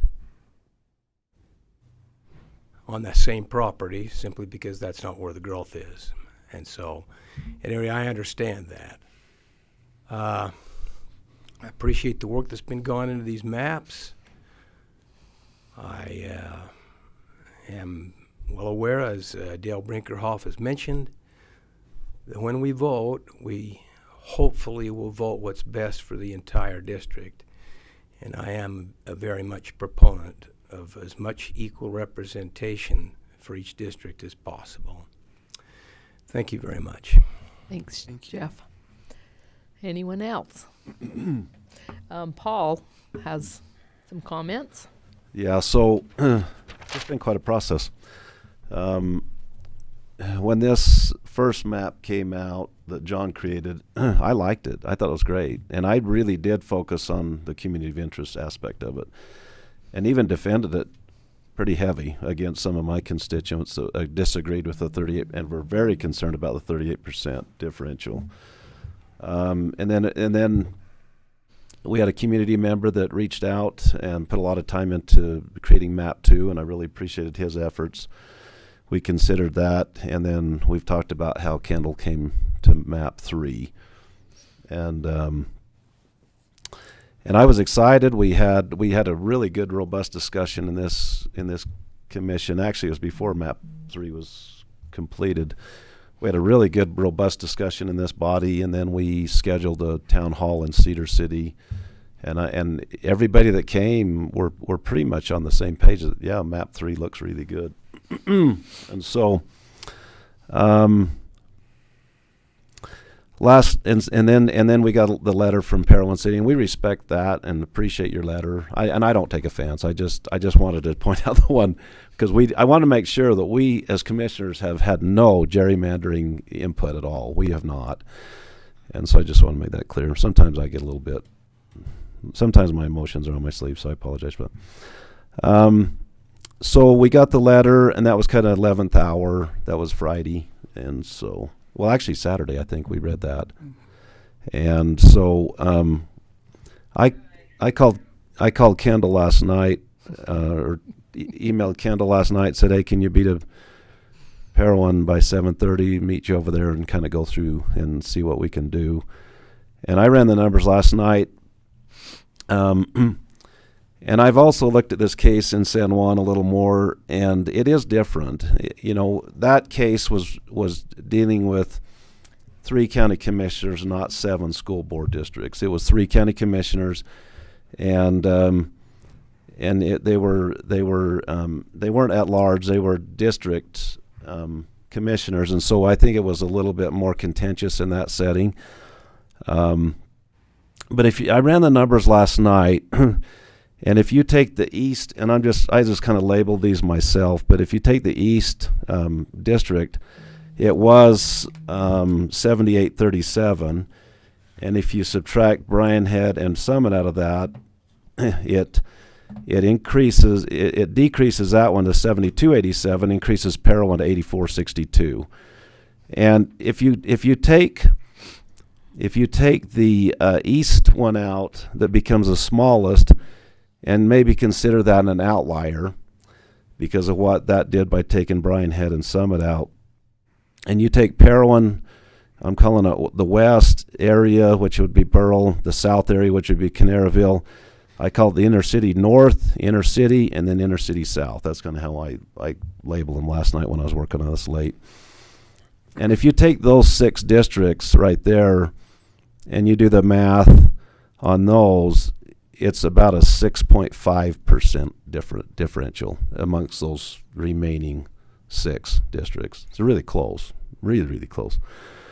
And so, as I've debated this, I get the best case scenario would be 10, but I go back to my original arguments on the first map of community of interest, and that was very, very important to me. That's why I liked it, is because it kept Parowan and Paragon, Bryan Head and Summit all together, and I thought that was very important. But it was so far off that I determined then that there's no way that's going to work and no way we can defend that. And so as we went through this process, and we got down to the 8.5%. Sorry, my mouth gets dry.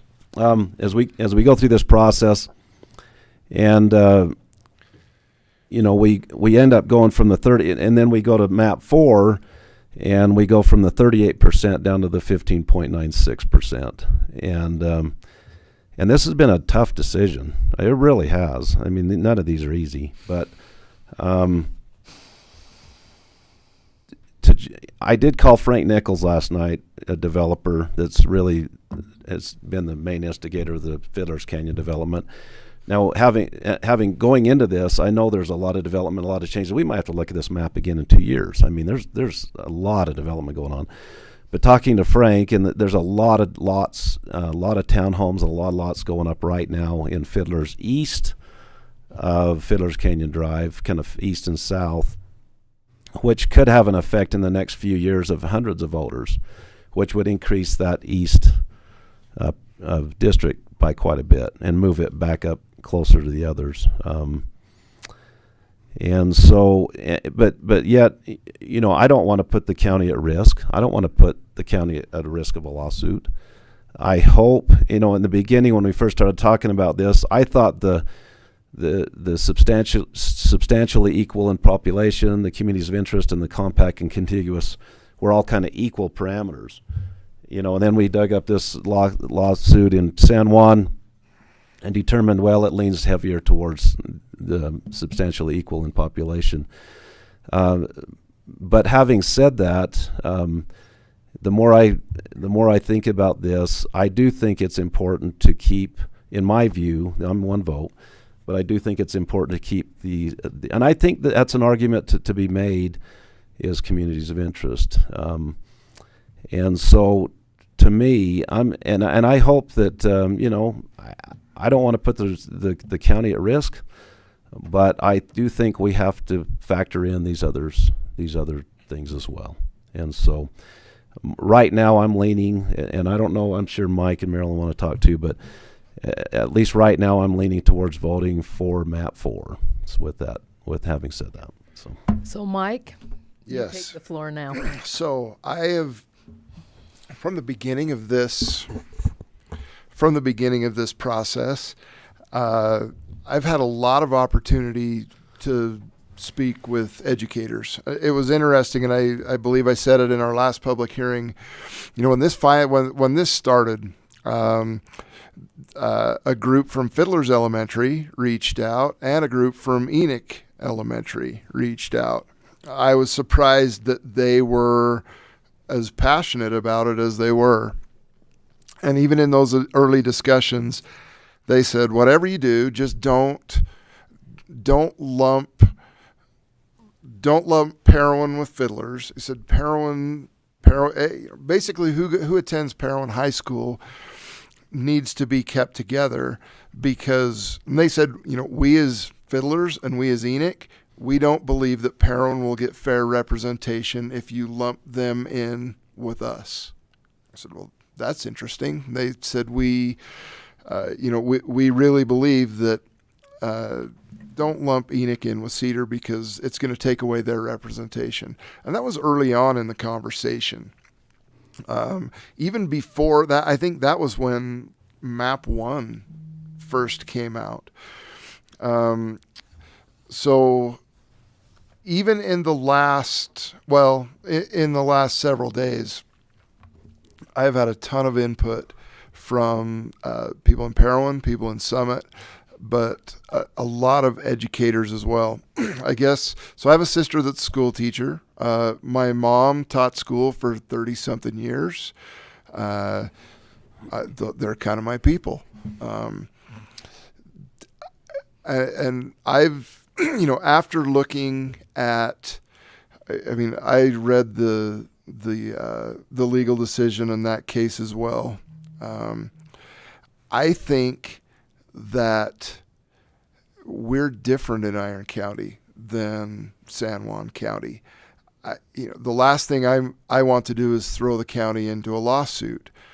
But with that being said, I think that keeping, the point that I made talking with John last night, we talked about representation for the West Desert, and we talked about representation from South and Canaraville. And my point was, West Desert area, they disperse their kids into Cedar City area schools. And Same with Enterprise. Canaraville. And in Enterprise. And Enterprise. A lot, yeah. Parowan basically has a K through 12 that covers Bryan Head Summit, Parowan, Paraguna, Parowan Valley.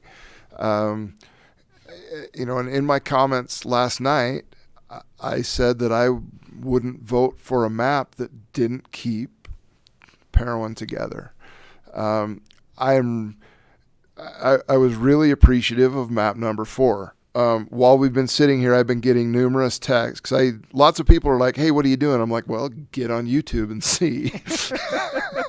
And I've been getting a lot of texts that are like, number 4. Number 4 seems like a good compromise. It doesn't say in the lawsuit, it doesn't say in the case law that 10% is a drop dead number. It says that 10% is a recommended number unless the commission or whoever else can defend something other. And I don't remember exactly how it's worded. But in my opinion, we can defend this. This is a defensible compromise. And one thing and we have said it, we've had this conversation a million times, I'm sure everybody has. It's like, why are we letting the lawyers, why are we dictating policy and law because we're afraid of getting sued? It's sad, but it's true. And we do that. And in this case, I think it's defensible. I think to keep that community of interest together is over. I think that that's more important than just running it strictly by the numbers. I really think it's defensible. That's my 2 cents. Now my turn. So I do too. And I've talked to many of the Molly and the mayor and the council people, and I understand that they're very passionate about it. But I'm going to scold just a little, and I talked to Molly about this, and I talked to David about this, and maybe I think Rochelle also. We're in the last minute. I know Parowan is wonderful. It is absolutely a beautiful place to live, but sometimes we micromanage just that part. And you got to remember that as commissioners, so you're looking at 10,000 feet, we're looking at 100,000 feet over Iron County. So I would ask, and we talked about this when I spoke with the mayor and the councilman, that if you could have somebody come and stay abreast, and just like David said, his brother didn't even know about it. Holy cow, people, come on. So I'm going to scold a little bit and say, you need to get out a little and look at what the county's doing, whatever. To David's point about working with the fairground, it was wonderful to work with Parowan, and we've always had that relationship through the fair and all of that, and I think it's important. I think it's really important, and I feel like we helped Parowan with that decision also. It wasn't just that we got something from it. It helped us both, and so in this decision, I would just scold a little bit and say, be sure to keep abreast, because if you would have had some representation at the meeting, if somebody would have been here in the county commission meeting the last time, we would have talked about that, and that would have come up. So I'll let David talk in just a sec. But anyway, that's going to be that's something that both of them talked about, and they're going to get some representation out into the county so that they know what's going on. And like I said, it's really easy to stay in your little community and not look at the bigger picture. The thing that upset me probably more than any of that is that John and Kendall has worked so hard on this. We thought that it was fine, everything was good, and then at the last minute, it wasn't. And so it put some added stress on us over this last weekend. And I just ask that going forward, if you could have somebody out into the community so that you know those things that are going to affect you that way, would be really important.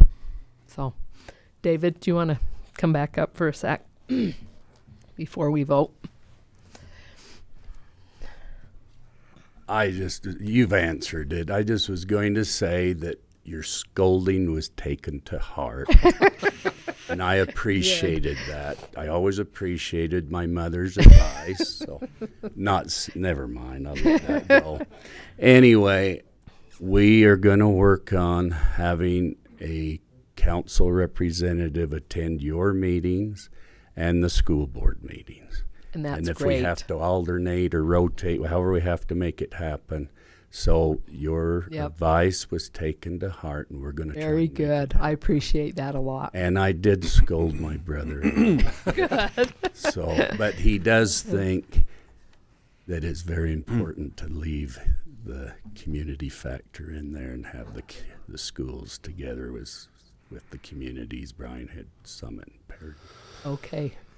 Thank you. Yep. So, with great apologies, I feel like I have to speak. Here comes John again. No, for a minute I was going to say you were Columbo. Oh, and one more thing. No, I don't love map 3 and 4 for what it does to Enoch. When I spoke with both Member Burton and Cindy Bullock, I said, look, I think on Monday the fairness argument will out. And I'm not going to go without saying that, and that is fairness and representation, and to Herr Corey's point, as far as the numbers go. And if you look at map 4 there, what you've got now is we've made exceptional efforts to keep all this together as one, right? And it looks an awful lot like our first stab at it, right? But instead of 38%, it's 15.96. It's but the rub I have is look what we've done now to Enoch. Enoch is sharing now. Nobody's here from Enoch beating the drum, but I think somebody ought to speak on their behalf. I mean, I grew up right there, but I did too. Yeah, that's right. I raised my kids, and we were in the same ward growing up. And anyway, that they've got to share that with the east side of Cedar. They're carved up between that and the West Desert. They're also carved up on the south end. I guess that's Cedar 16, but clear down to Canaraville. And one of the factors that we have is to be as compact and as contiguous as possible. And we've got kind of a Pac-Man thing happening there. So this is the 11th hour, and this is far too late to be bringing this up, but I'm going to say it just because it needs to be said, and that is because of how it's come down, I think we could have ended up with a better map with more time. It's frustrating to me because we've wanted to provide a good product to put in front of the commissioners to vote on, and I mean, this is looking like Swiss cheese at this point. I mean, and so I don't want it to look or feel gerrymandered in any way. And I worry that we're pushing it there. And that being said, I don't want to counteract anything that the commissioner said. The logic that has seemed to get them to Proposition 4, but it's hard to make all these exceptions for one area and kind of throw them out the window for the other. I'll get off my soapbox. Okay, I'm going to read a text I just got from a constituent. I agree Summit Bryan Head should be with Parowan. I actually think we could make the numbers work on map 4 by shifting Mid-Valley over west and shifting it down. But Jeff Corey's district is too small. This 11th hour map could be slightly modified and work. I would schedule another special meeting personally. And I said, we don't have time. This has to be passed today. We have people. We're going to be. We only have 2 weeks. We have 2 weeks before people have to register to file to run for school board. Yeah, it's really hasn't been very fair. Frustrating about this process, but and I suppose that's a possibility, and I guess I just need to ask Sam this question: do you think, in your opinion, your legal opinion, does this map 4 is it a legal map or is it illegal? Is that hard to make that judgment call? Is there legal? It's difficult to say that in black and white. According to the case law, there's a prima facie case of unconstitutionality, but it can be justified.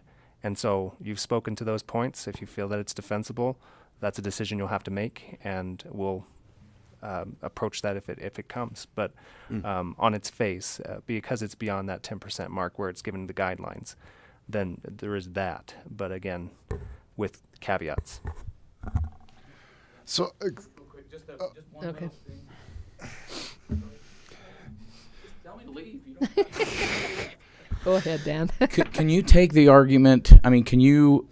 Because we know growth is coming, and if you've made an area a little smaller that we know is going to grow, this map could self-heal in that regard.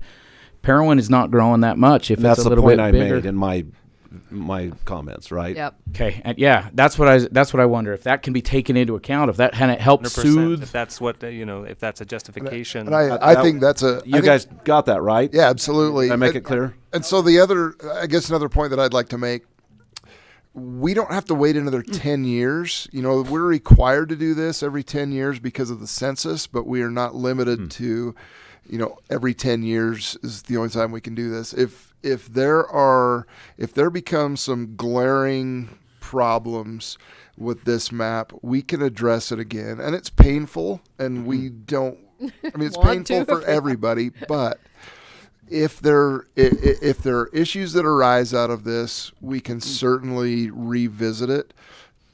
We really need to make a decision today just for the fact we only have 2 weeks until the registration deadline to register to run for office, and we've got 2 vacant precincts to fill that we've got to get representation, and those folks need as much time the to other 2 that consider are running, well, they may have someone wanting to run against them, and they'll have to see which precinct that is in.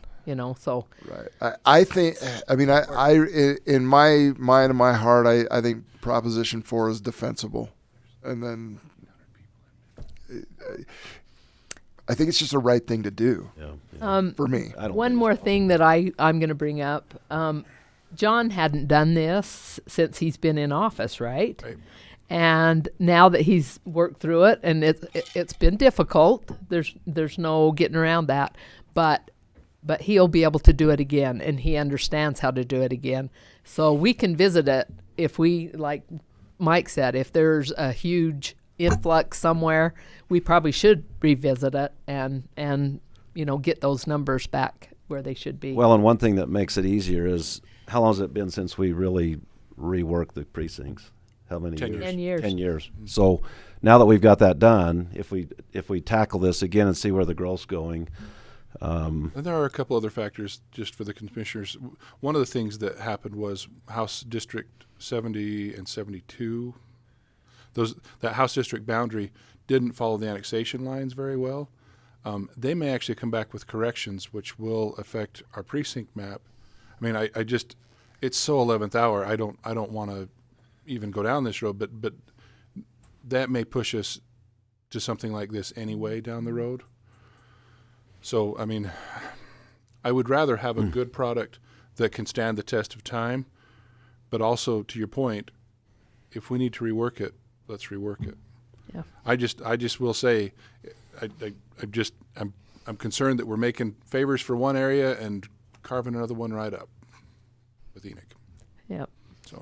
And we have that same concern. Yeah. Absolutely. Well, but Enoch, in your point, John, Enoch was already carved up with this map. Right. It's carved up 3 different ways. What we're doing here does not affect Enoch. No, it's just it does add argument. It does add Fairness. some to Parowan, yes, but it doesn't. Enoch's already what it was. Yeah. Well, in this part map of that Kendall part of did. the logic that made me, and I'm not a vote, I don't get a vote, but one of the things that made me feel good about it was the fact that everyone had to share some urban and rural representation. And I made quite a bit of a point of that. And so map 3, Summit is sharing with Fiddlers, Parowan is sharing with East Cedar. I mean, it was everyone had to share some of that. And now we've kind of made an exception. I don't want to talk you out of it. That's a concern because we've made an exception in one area. Enoch not. might have a better representation because they have the 3 areas. They actually have better representation. And one of the arguments you made with me, mine. Commissioner Wood, last night was that if you go back to Prop 3, we've been here long enough, my monitor just shut off. I think Enoch is almost guaranteed really good at representation because they have slivers going. Sure. Right? Sure. Well, it depends. I mean, so like if you go back to Prop 3, Summit could have representation all by itself. Mm-hmm. I mean, yes, they're smaller, and no, that's not as likely. But you get a real dynamic person, and that could be the case. Right? To Herr Corey's point, being closer to parity on population does give you more of an equal say. And not to discount the first part, because, again, that was where I started. So, horse is dead. The horse is dead. You ready Chair for a calls motion? for a motion.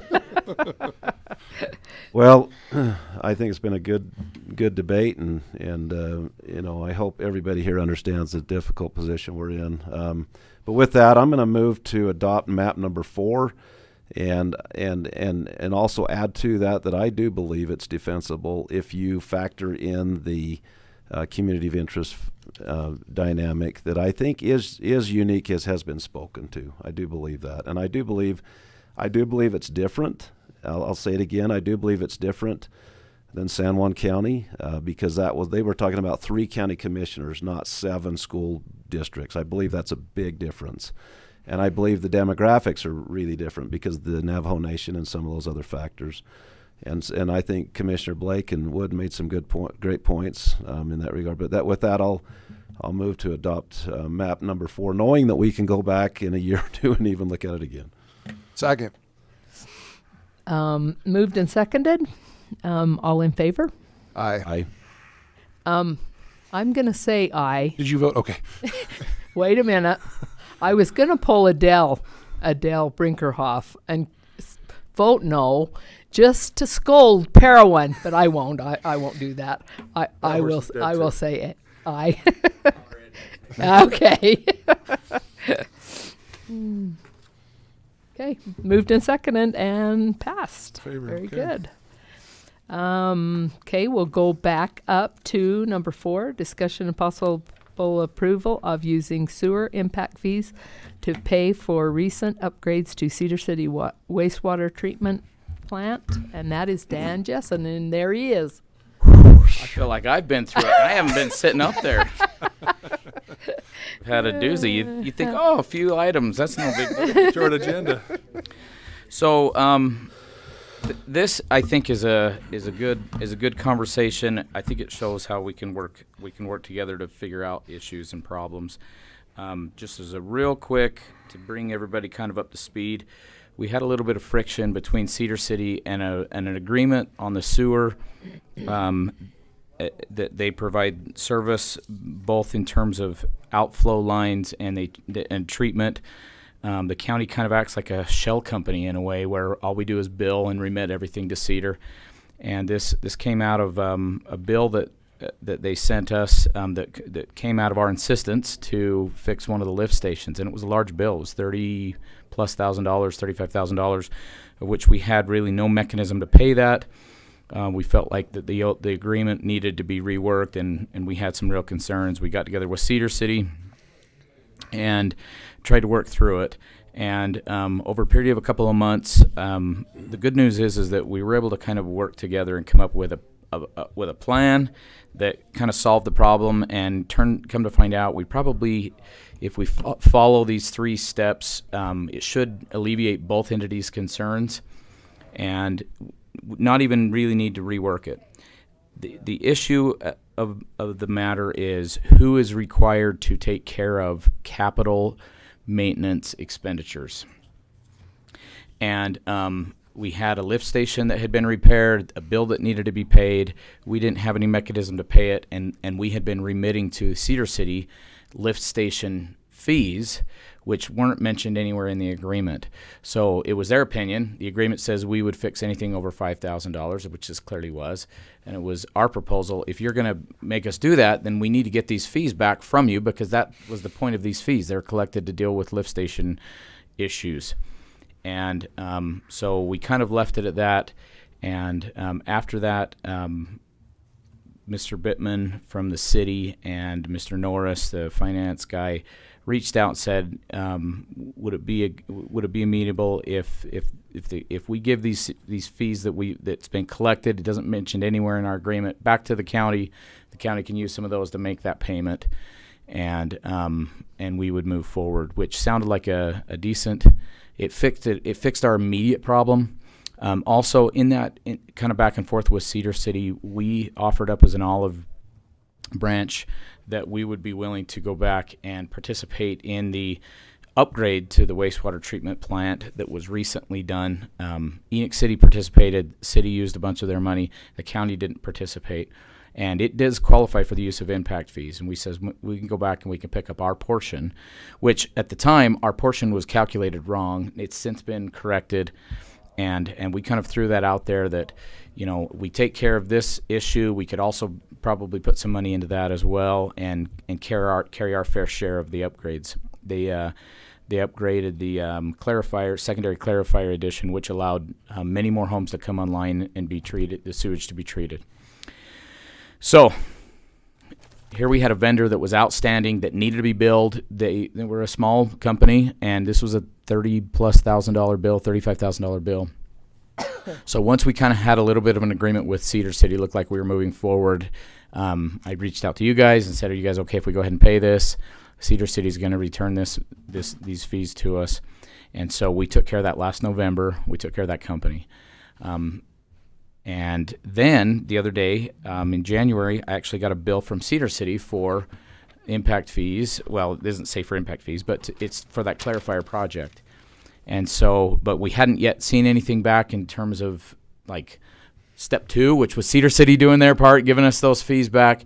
So I put this on the agenda, and I reached out to Cedar City and said, hey, where are we at? I think this was kind of our intent and our agreement, and I think that email had fallen through the cracks, and so I reached out to Mr. Bittman, and he said, yeah, he was gonna talk to his council and get that approved. That's still the plan, but it's not in their budget, so they'll have to do it in the next budget cycle. So he said, or sometime around July, after they're into the next year, they could go ahead and finish that and get us those fees. So my suggestion is, well, 2 points. One, I think that we wait and see that they follow through with that, and then we go ahead. If you guys can give me the approval, I'll need to do some budget modifications as well, which we can do through an amendment mid-year. So the timing is actually good, around June or July. Go ahead and plan on use of these. The reason I bring it up onto to this committee is the use of impact fees. We have to file a report with the state at the end of our year, which just barely expired, and I haven't yet filed our impact fee reports. There's 3 statements I have to send to the state auditor's office. One of those says what we're going to use our impact fees for in the ensuing year. So if you guys are okay with it, to put in the plan that we're planning on spending some money with the towards that clarifier, we'll wait for Cedar City to, in their good nature, to refund those other fees. The timing is about right for us to do our budget adjustment, but I'll go ahead and put it in this year's plan that we're going to spend some of the money on that clarifier project. That's kind of, so the first thing for you to think about and consider. The second thing isn't action for today, but this is a really glaring example of why we need a sinking fund in the sewer company.